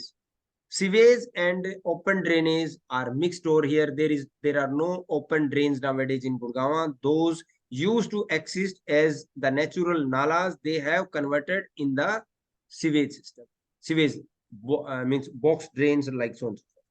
The condition is really very. And one good thing has happened over here, that at least I should say that that the wetland area has a bit increased, or at least sustaining, because if the rainwater is not reaching, at least the sewage is reaching over there, though it is very stinking, very open, but some of the water weeds and other strata is taking its natural shape. So now some of the people are also just claiming that this area should be declared as wetland. So the fight is going on nowadays through the environmentalists. So major threats, if we see that disaster by the surface runoff nowadays, whose volume water is coming to the built up area, traffic jam, lot of resources wastage is going on. Sewage blocking is very common. The poor management from the sewage maintenance, all other things, open drains do not exist over here.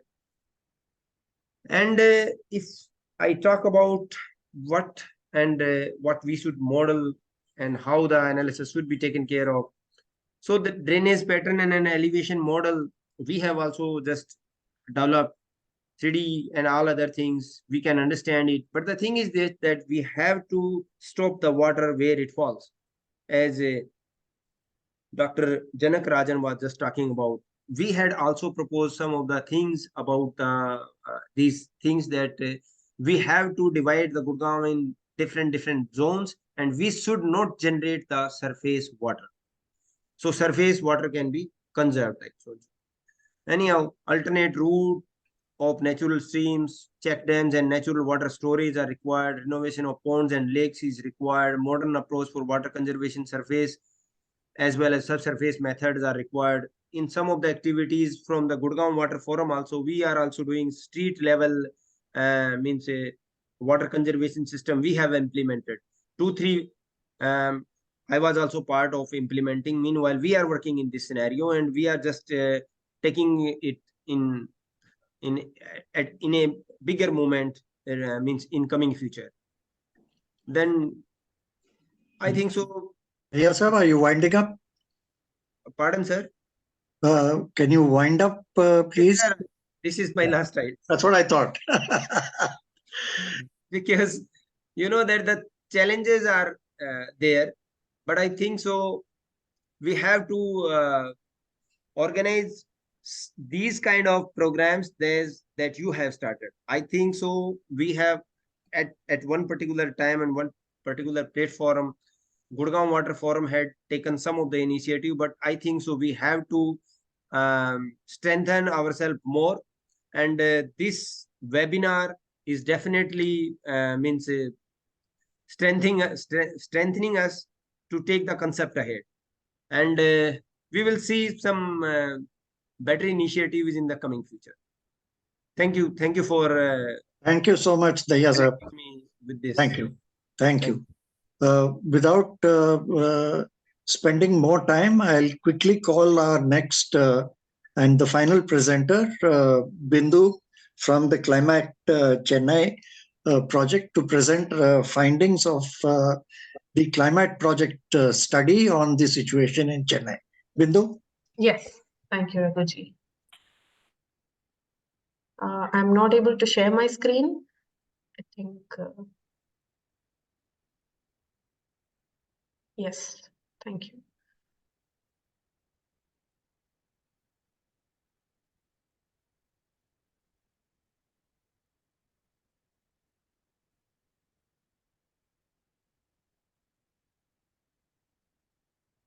Yes, can you see my screen? Yes. Right. Bindu, if you don't mind my saying, you'll have to sort of accelerate your presentation, okay? Yes, Raghuji, I will. Yeah. So good evening, everybody. I will jump right into the presentation.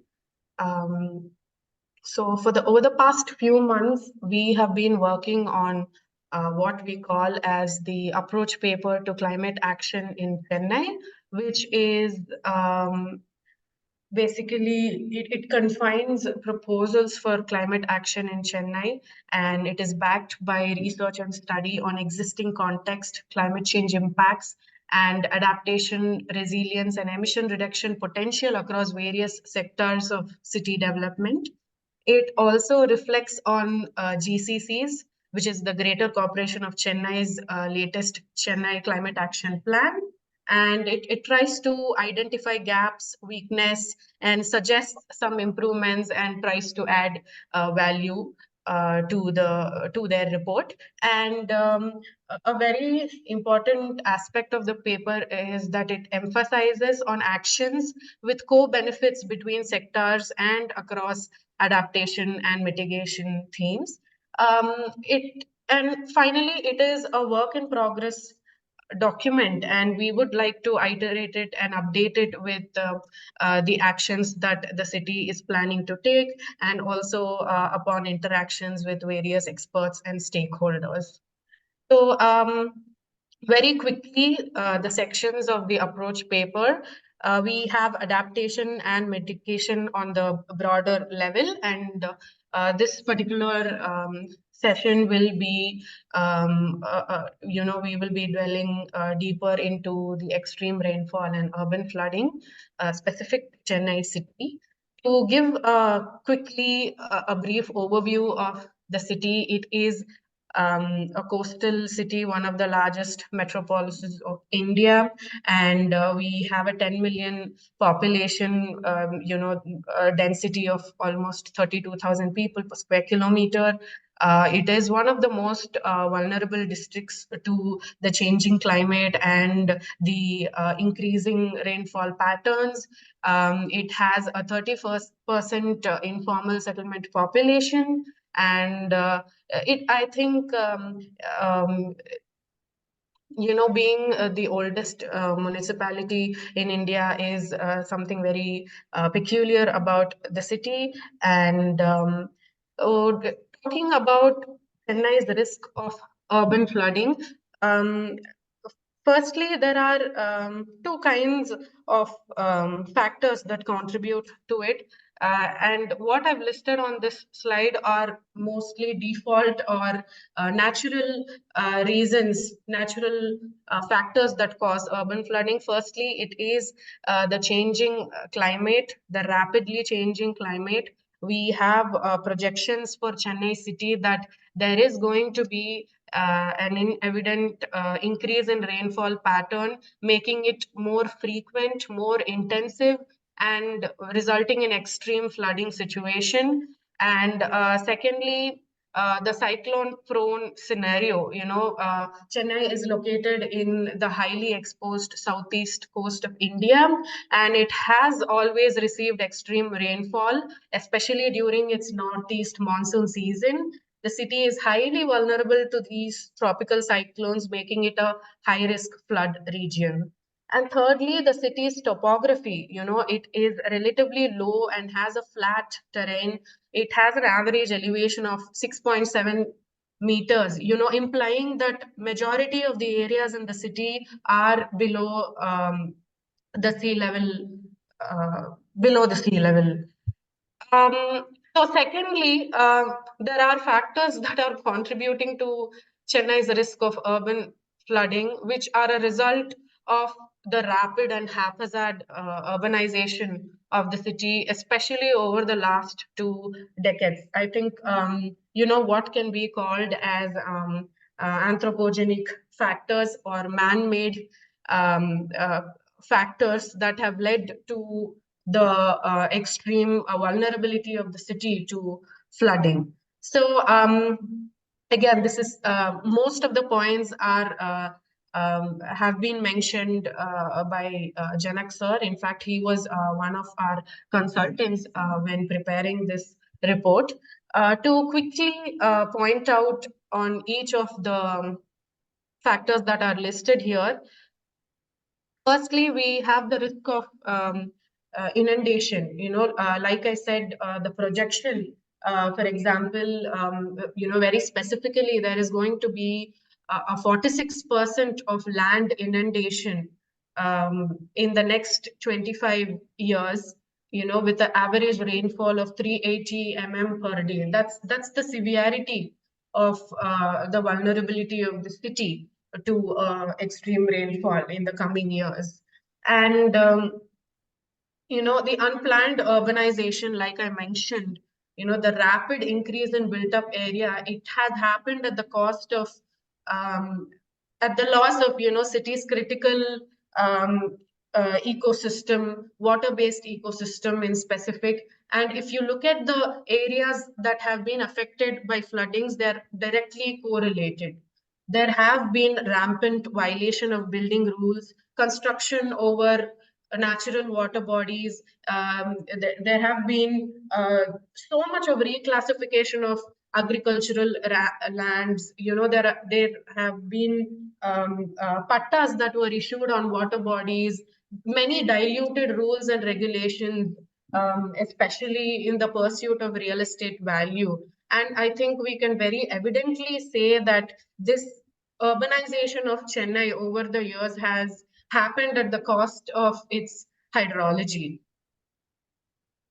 And further elaborate on that, all the rivers, major drains, canals of the city are clogged with untreated sewage, solid wastes, water hyacinth, biomass. So if most of the, especially when we're talking about the three major rivers that are flowing within the city, which in fact, if they are working at their highest potential, are such a blessing to the city, but unfortunately the current situation doesn't allow them to be, they're extremely stagnant. They've become like the sewage drains, sewage carriers of the city. There have been massive encroachments on the riverbeds and also the wetlands and other so many water bodies that Chennai has. In fact, a quick fact, the depth of the rivers have shrunk from 2 feet to 14 feet because of deposits of sludge and sewage and solid waste. There has been no dredging. And similarly, the depth of the Buckingham Canal was 6 feet below sea level when it was built, and currently the depth is 3 feet above sea level due to siltation. And that is I think a very severe problem that has come upon our water bodies and rivers. So I think on an overall level, the hydrological network of the city has been disrupted, and including the intertidal action. Being a coastal city, efficient drainage happens at the mouths of the rivers where they're meeting the ocean, and this natural phenomenon is also greatly disturbed. The next issue is the fewer and shrinking wetlands. I think wetlands again are such a blessing to the city, especially talking about the Ennur Creek on the northern part of Chennai and the Pallikanai marshland, which falls in the southern part of Chennai. They have a great capacity to soak water and release them during the drought phases. They could act like the lungs of the city, but unfortunately, they have been again exploited. For example, the Pallikanai marshland has shrunk down to 10% of its original square kilometers, as I think this is something that Janak sir also spoke about. And it has been exploited with real estate overrun by buildings. It also has a 191-acre dump yard, and also the link to the sea and tidal action is disrupted because of these. And not to mention, Ennur Creek has become a victim to industrial pollution. There is so much fly ash content in its soil. It has become, the nature of the creek itself has become saline, which against its nature of being a freshwater wetland. And of course, other industrial pollutants have been found on the wetlands. And even the latest gas leak that happened in the Ennur region, it's extremely alarming. So there needs to be, strict policies against this kind of disruptive industrial development. And I think the rampant reclassification of land use, especially during the second master plan, again, with a lack of strict policies, has led to the overall concretization of, leading to more surface runoff and less storage for rainwater on and underground. And thirdly, the insufficient stormwater drainage systems. I think we just had an elaborate presentation on this by Dr. Khushpal. We have a very similar situation in Chennai as well. The stormwater drainage has been insufficient and inefficient throughout the decades. And in fact, Chennai was relying on a system that was built almost a century ago. until only recently that they've realized this and started working on improving the capacities of the drains and expanding the network to other parts of the city where it was not present. And the issue with stormwater drainage planning initially was that it was not scientifically based. It is important to consider the density of the area, the capacity required for the area, the rate of flow, the stream study, the topography. Many solid waste stormwater drains are not um, interconnected. So all of these need a backing study, before being implemented, and that is something still missing.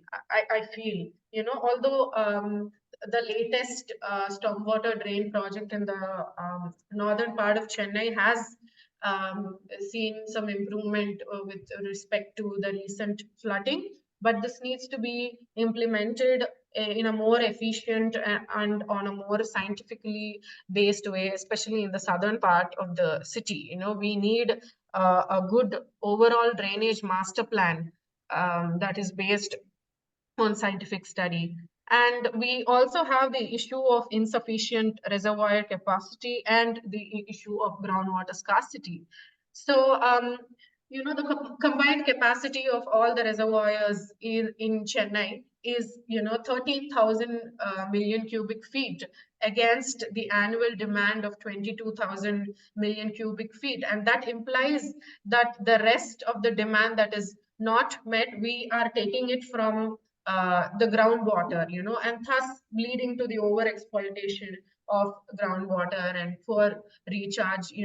They've and all of this put together has created cycles of flooding and dire water shortage in the city.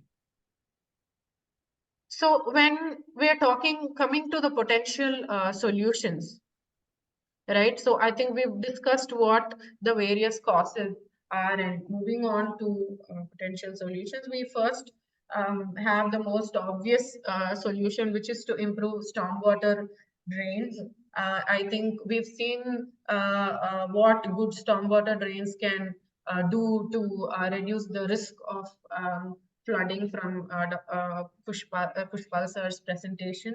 I don't think I should be talking very much in detail on that. Secondly, we need additional reservoirs, and in fact, not just additional reservoirs, but also more efficient reservoir management. For example, the 2015 floods of Chennai city have one of the major reason for such extreme flooding was reservoir mismanagement. So on a governance level, this needs to be addressed on a governance level, and it has a lot to do with the management of reservoirs during such critical situations. And we definitely need more vulnerability studies, risk assessment, and scientific studies. I think this is something again that Janak sir has pointed out. Especially, something as basic as documentation of floods would also help greatly in trying to achieve a more holistic flood mitigation strategy. And I think we also need micro level vulnerability and risk assessments to prepare more localized solutions, and studies that are based on understanding the topography and hydrology of the cities need to be done. These are something so basic, but are missing when we are formulating solutions on a larger scale. And the fourth solution is early warning systems and disaster preparedness, which I think Vaishnavi ma'am has covered so wonderfully in detail, especially on the lines of disaster preparedness and disaster relief. So I'm not going to get deeper on that. And the next solution is integrated urban management. Like I mentioned, we need better management. Chennai has been suffering with governance issues, especially different departments working in silos. So this needs to be addressed. For one specific example would be, with respect to urban flooding, with the urban stormwater management, if it is supported by the management of other urban utilities like sewage collection and treatment and solid waste collection, it can lead to a more holistic flood mitigation strategy and management. So the coordination between different departments and a coordinated implementation is the way forward in this aspect. And of course, public awareness, capacity building, and participation of people in flood mitigation efforts is also something very crucial. In fact, this is, pushed away from being given importance, but it is very crucial and it plays a great role in flood mitigation efforts. The next solution would be free-flowing rivers, something that undeniably is a great solution for the city to tackle urban flooding. Unclogging the rivers, again, like I mentioned, Adayar, Kuam, and Kosastai, which very much flow within the city limits, could act as a great potential flood mitigation strategy. Unclogging them would be a great strategy, making them sewage free, and very importantly, retrieving their full potential of the carrying capacity. The drainage capacity of these rivers could be retrieved by almost 25 to 50% just by widening them, dredging, deepening them, and also making them sewage free. Basically, there have been issues of um, depositing untreated sewage into these rivers, and if that is addressed. Sorry. Yeah. So yeah, I think unclogging the rivers is a crucial step. And also we need strict policies and laws for the protection of all these water bodies. We've seen how, like I mentioned, pattas have been issued for lands that were on water bodies. So dilution of such regulations and laws and policies has resulted into the menace that we are facing now. So there is an um, extreme need for strict policies and laws, especially integrating the solutions into the master plan is something very crucial, and having an effective land use policy as well. And one interesting fact about this solution is that it has a lot of co-benefits as well. Very quickly going through them, it is going to improve the diversity, and it is going to eventually become a thriving ecosystem. And of course, with free flowing healthy rivers, it's going to improve the urban environment and livability. It will have a positive impact on the health of the city and its people, and also bring recreational benefits. And of course, there is going to be restoration of normal tidal flushing and exchange, which is very crucial for efficient draining. Another solution is, again, something very like a continuation of the first solution, which is restoration of wetlands and water bodies. Like I said, wetlands play a very crucial role for Chennai city, especially Palikarnai marshland and the Ennur Creek marshland. And I think these wetlands should be restored not in silos, not considering them as individual bodies, but looking at them from a whole larger perspective, and what we would like to call as integral hydrological approach, something that in fact we got a deeper understanding on it from Janak sir, that we need to address all the water bodies, wetlands from a holistic perspective, looking at the Chennai river basin as a whole, and then, working down to the individual rejuvenation of the bodies. And I think a special attention to the coastal water bodies should also be considered, and they play an important role in draining into the ocean.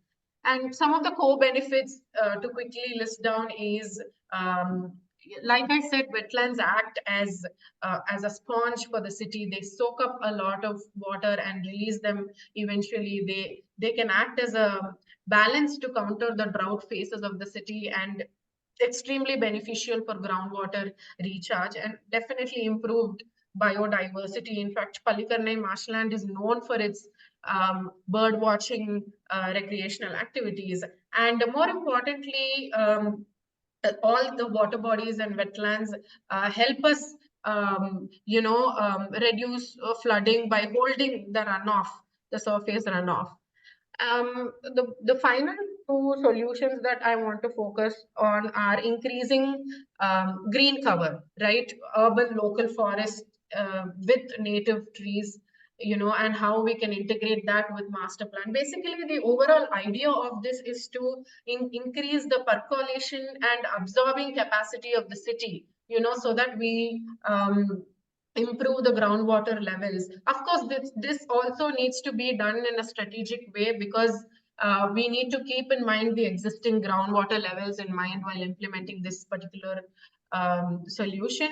And even like the earlier speakers mentioned, building recharge pits and encouraging rainwater harvesting in all buildings. It is all going to, especially retrieving usage of open wells, something, it's a very traditional solution, and I feel like it's very underestimated as well. So some of the core benefits of this is, well, the direct benefit is that we are going to recharge our groundwater aquifers, and other solutions, other benefits are that, it's going to contribute to reduced urban heat and improved livability, like I mentioned earlier, and very importantly, carbon sequestration. And, when we are talking about rivers and forests and wetlands, I think all of this come under the broader idea of, nature-based solutions, which is gaining a lot of momentum, because it is a way forward for a more eco-sensitive climate adaptation, that has the potential to be regenerative, and it has a lot of co-benefits. So I think nature-based solutions are a great way to go forward for efficient management of urban flooding. Right. And lastly, a very important solution that we would like to talk about is wastewater treatment, recycling, and reuse. Basically, if there is zero discharge of untreated sewage into the water bodies, that could solve half the problem of the pollution of water bodies. And secondly, wastewater recycling and reuse, again, is something that is extremely underestimated.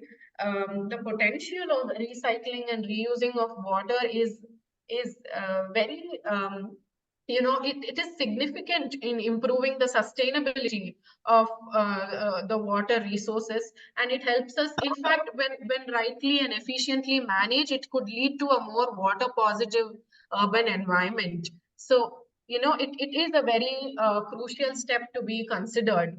And of course, the demand on fresh water will be reduced, and it also will reduce the dependence on groundwater. So yes, I think I literally ran through the presentation, but if I have to conclude something, I have 4 points, and it is something that Raghuji has already mentioned in his presentation, but I would like to quickly represent them. So we have 4 points as a concluding statement. The first is, something that we've learned through our research and study, that an integrated hydrology-based solution to the issue of urban flooding in Chennai is crucial, and it needs to be the way forward, right? Keeping in mind the river basins, keeping in mind the feeder channels, the water bodies, wetlands, up till the smallest drain of the city, it needs to be looked at. So basically an overall approach, and a holistic and integrated hydrology based solution is the way, should be the way forward. And secondly, it is so crucial to integrate all of these solutions into the master plan. Along with strict enforcement of regulations, laws, and policies, it is extremely crucial for this to happen, because master plan acts as a legal instrument to officiate and implement these solutions efficiently. And thirdly, again, something that Raghuji already mentioned, some of the solutions are expensive. It is going to cost a lot to widen rivers and to make them free flowing. For example, the latest stormwater drainage investment made by the city, they've spent so much into it. And solutions like this will be expensive for the city, but these expenses will be paid back by reducing the costs incurred and during and aftermath of flood. So it is important to make these investments. And lastly, urban flooding is a problem for many cities throughout the country. I think we just had a great example of Gurugram city by Dr. Khushpal. And so it's not just a problem of Chennai, or not just a problem of the big metropolises, but also the smaller towns face such extreme situations. And to tackle this within a city level scale wouldn't be efficient. This requires a more national level assistance, especially on the financial and capacity building lines. So yes, that's how I would like to conclude the presentation. Thank you.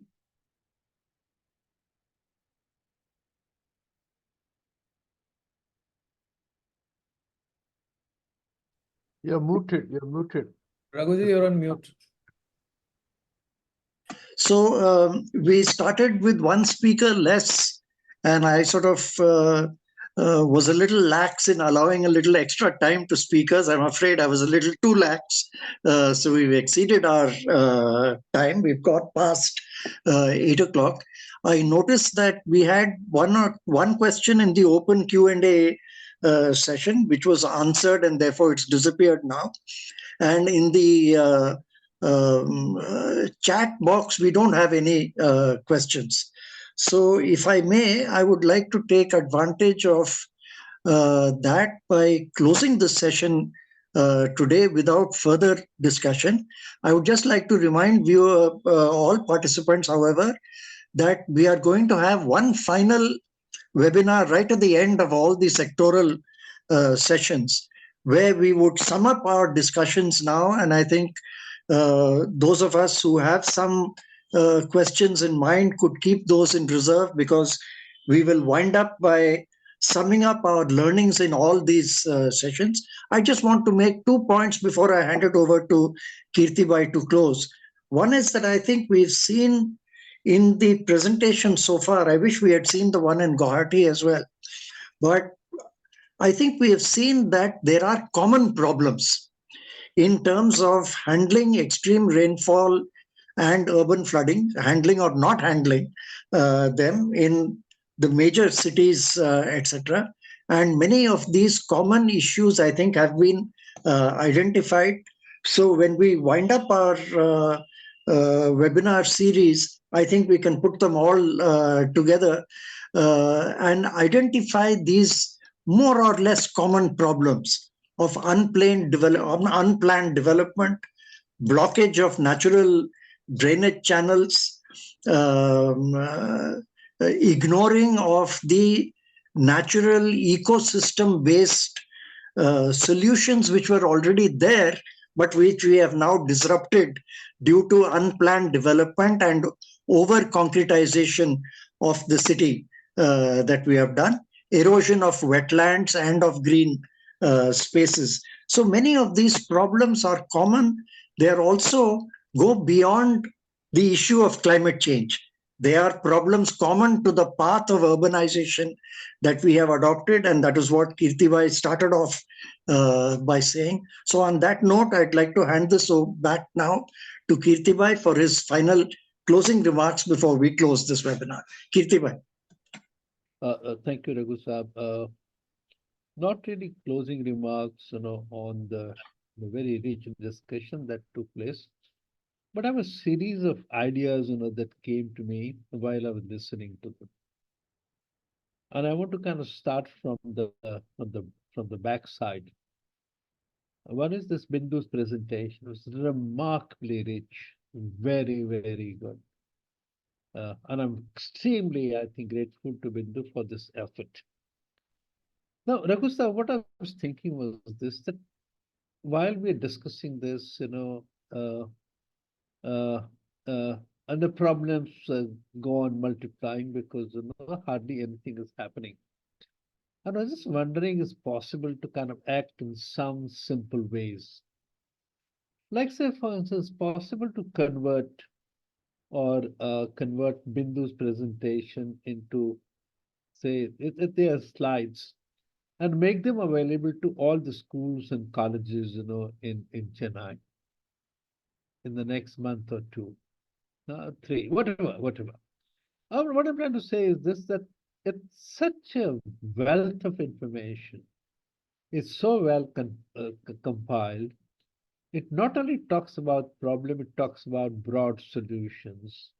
It talks about co-benefit. This essentially is a small little guidebooks on the climate change and Chennai.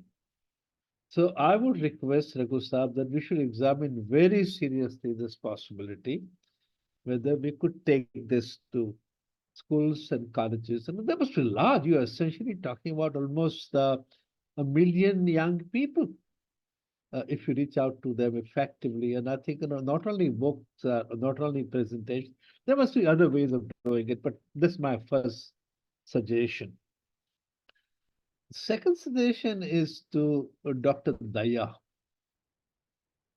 Daya Saab, is it, see, tragedy about Gurgaon is this, that we talk about old cities and 100-year-old drainage system. This damn thing is new. It's just happening. And if you really, I think, and therefore, I think, is it possible to put together a small little 20-page, 30-page, 40-page booklet saying how not to plan, how not to develop a city like Gurgaon, how not to do it. And I think it's address. Also, tragedy is this, that the builders don't know this, planners don't know this, politicians don't know this sort of a thing. I'm not saying, but I'm just saying that is it possible how not to create new disasters in form of cities? That is something, and we could say it in a manner where it reaches, where it hits. And I'm just wondering whether that's possible, and something we should examine possibility. But I will try my level best, sir. yeah, no, we will be partner in this. I'm saying why you shouldn't do alone. We are doing this, and we are very interested in this happening, and we could examine just how to do this. But third point is to uh, a friend, Professor Janakarajan. Is he there or is gone? He's left us. Okay, well, no, that's fine. He's not left us, but I think he's gone. No, I mean, he's left the meeting. No, I think what I want to suggest, Raghu Saab, and this is something we should communicate to him. There are two parts to this.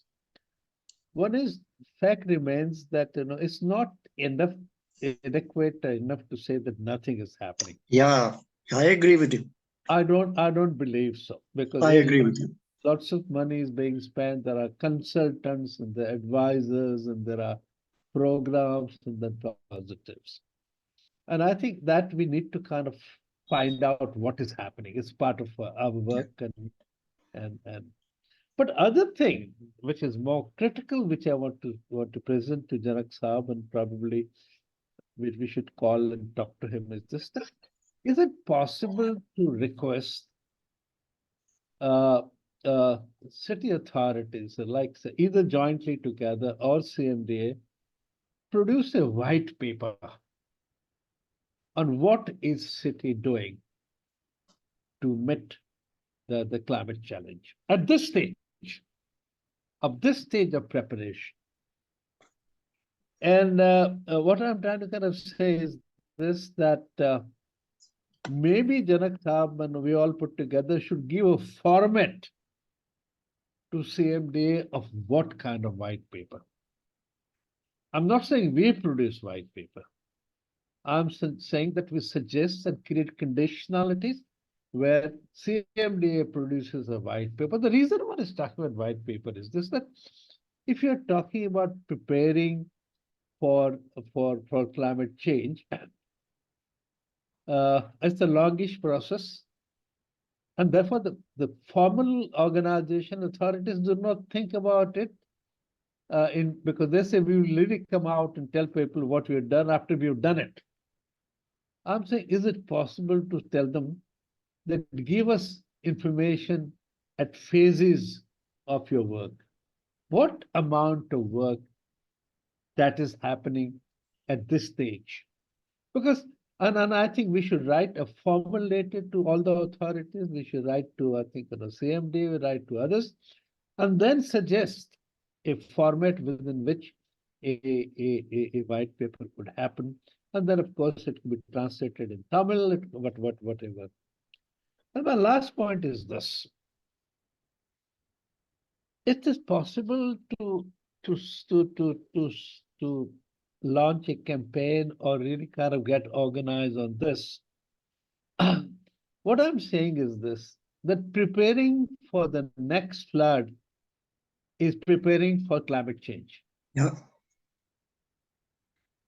And therefore, is it possible for us to get into some kind of action mode where we don't talk about preparing for climate change? It's too big, it's too complex, too difficult, too expensive. Is it possible to say, let us put our heads together, our hearts together, our hands together, and prepare for the next floods? Not only listening to what government is doing, but basically speaking, city prepares its plan. City, I don't mean authorities alone. City prepares plan for the next flood. It may happen tomorrow. It may happen 2 years down the line. It may not happen. Doesn't matter. But how? Because I personally feel that if and of course I think Janakarajan have talked about this, that if we really were to kind of studied our flood response patterns, in the last few years, and made it available, in itself would have been wonderful kind of preparation for meeting the flood, and of course other calamities. So these are a few of my very quick suggestions, and because we are active on this, and Bindhu and Karthik and I think can work on this in terms of taking it to people. Yeah. This is a part of our work. Sure. I think this wonderful slide presentation that Bindhu made, if it remains in her computer, it doesn't mean much. Mm. It does not have to be complete and perfect. It's good enough at this stage and this form. And I personally feel a little bit of refining if necessary, but if you could get prepared and look at the delivery system, we should really invest on that, in terms of how do we take it to people, because taking it to people is what is the Sure. major theme of the whole webinar series. And now we have this opportunity in Chennai. Use that in order to take it to people. So those are the kind of few suggestions. Very good. Thank you very much to Vaishnavi ji. Wonderful, I think, to hear you. Very passionate and very, very interesting. Dr. Dahiya Saab, very, very thoughtful, I think, presentation, because you've been saying, and I think this is a tragedy of design, and the tragedy of planning, and tragedy of Exactly. why should it happen? It's very hard to know, and I think so. Thank you, Karthik. Thank you, Bindhu. Thank you, Bindhu, again for this beautiful, beautiful presentation. Raghu Saab, thank you, Bhumaji, and of course everyone else who's around to listen to this and participate in this. We're very grateful to all of you. We're very grateful to this wonderful panel, and we look forward to Vaishnavi ji. You got to kind of come in with us. It's not INHAF's project, it's city's project, and we need your experience and skill and articulation. A great deal. We also want to know more people through you in terms of how to do this. So please come in and help us. Happy to. Thank you all. Thank you all once again. Good night, everybody. Thank We'll you. be in Good night. touch. Thank you. We'll be in touch with everyone. Good Thank you night, so much. Dahiya sahab. Good night, sir. Thank you. It's my honor. Thank you. Bye. Bye.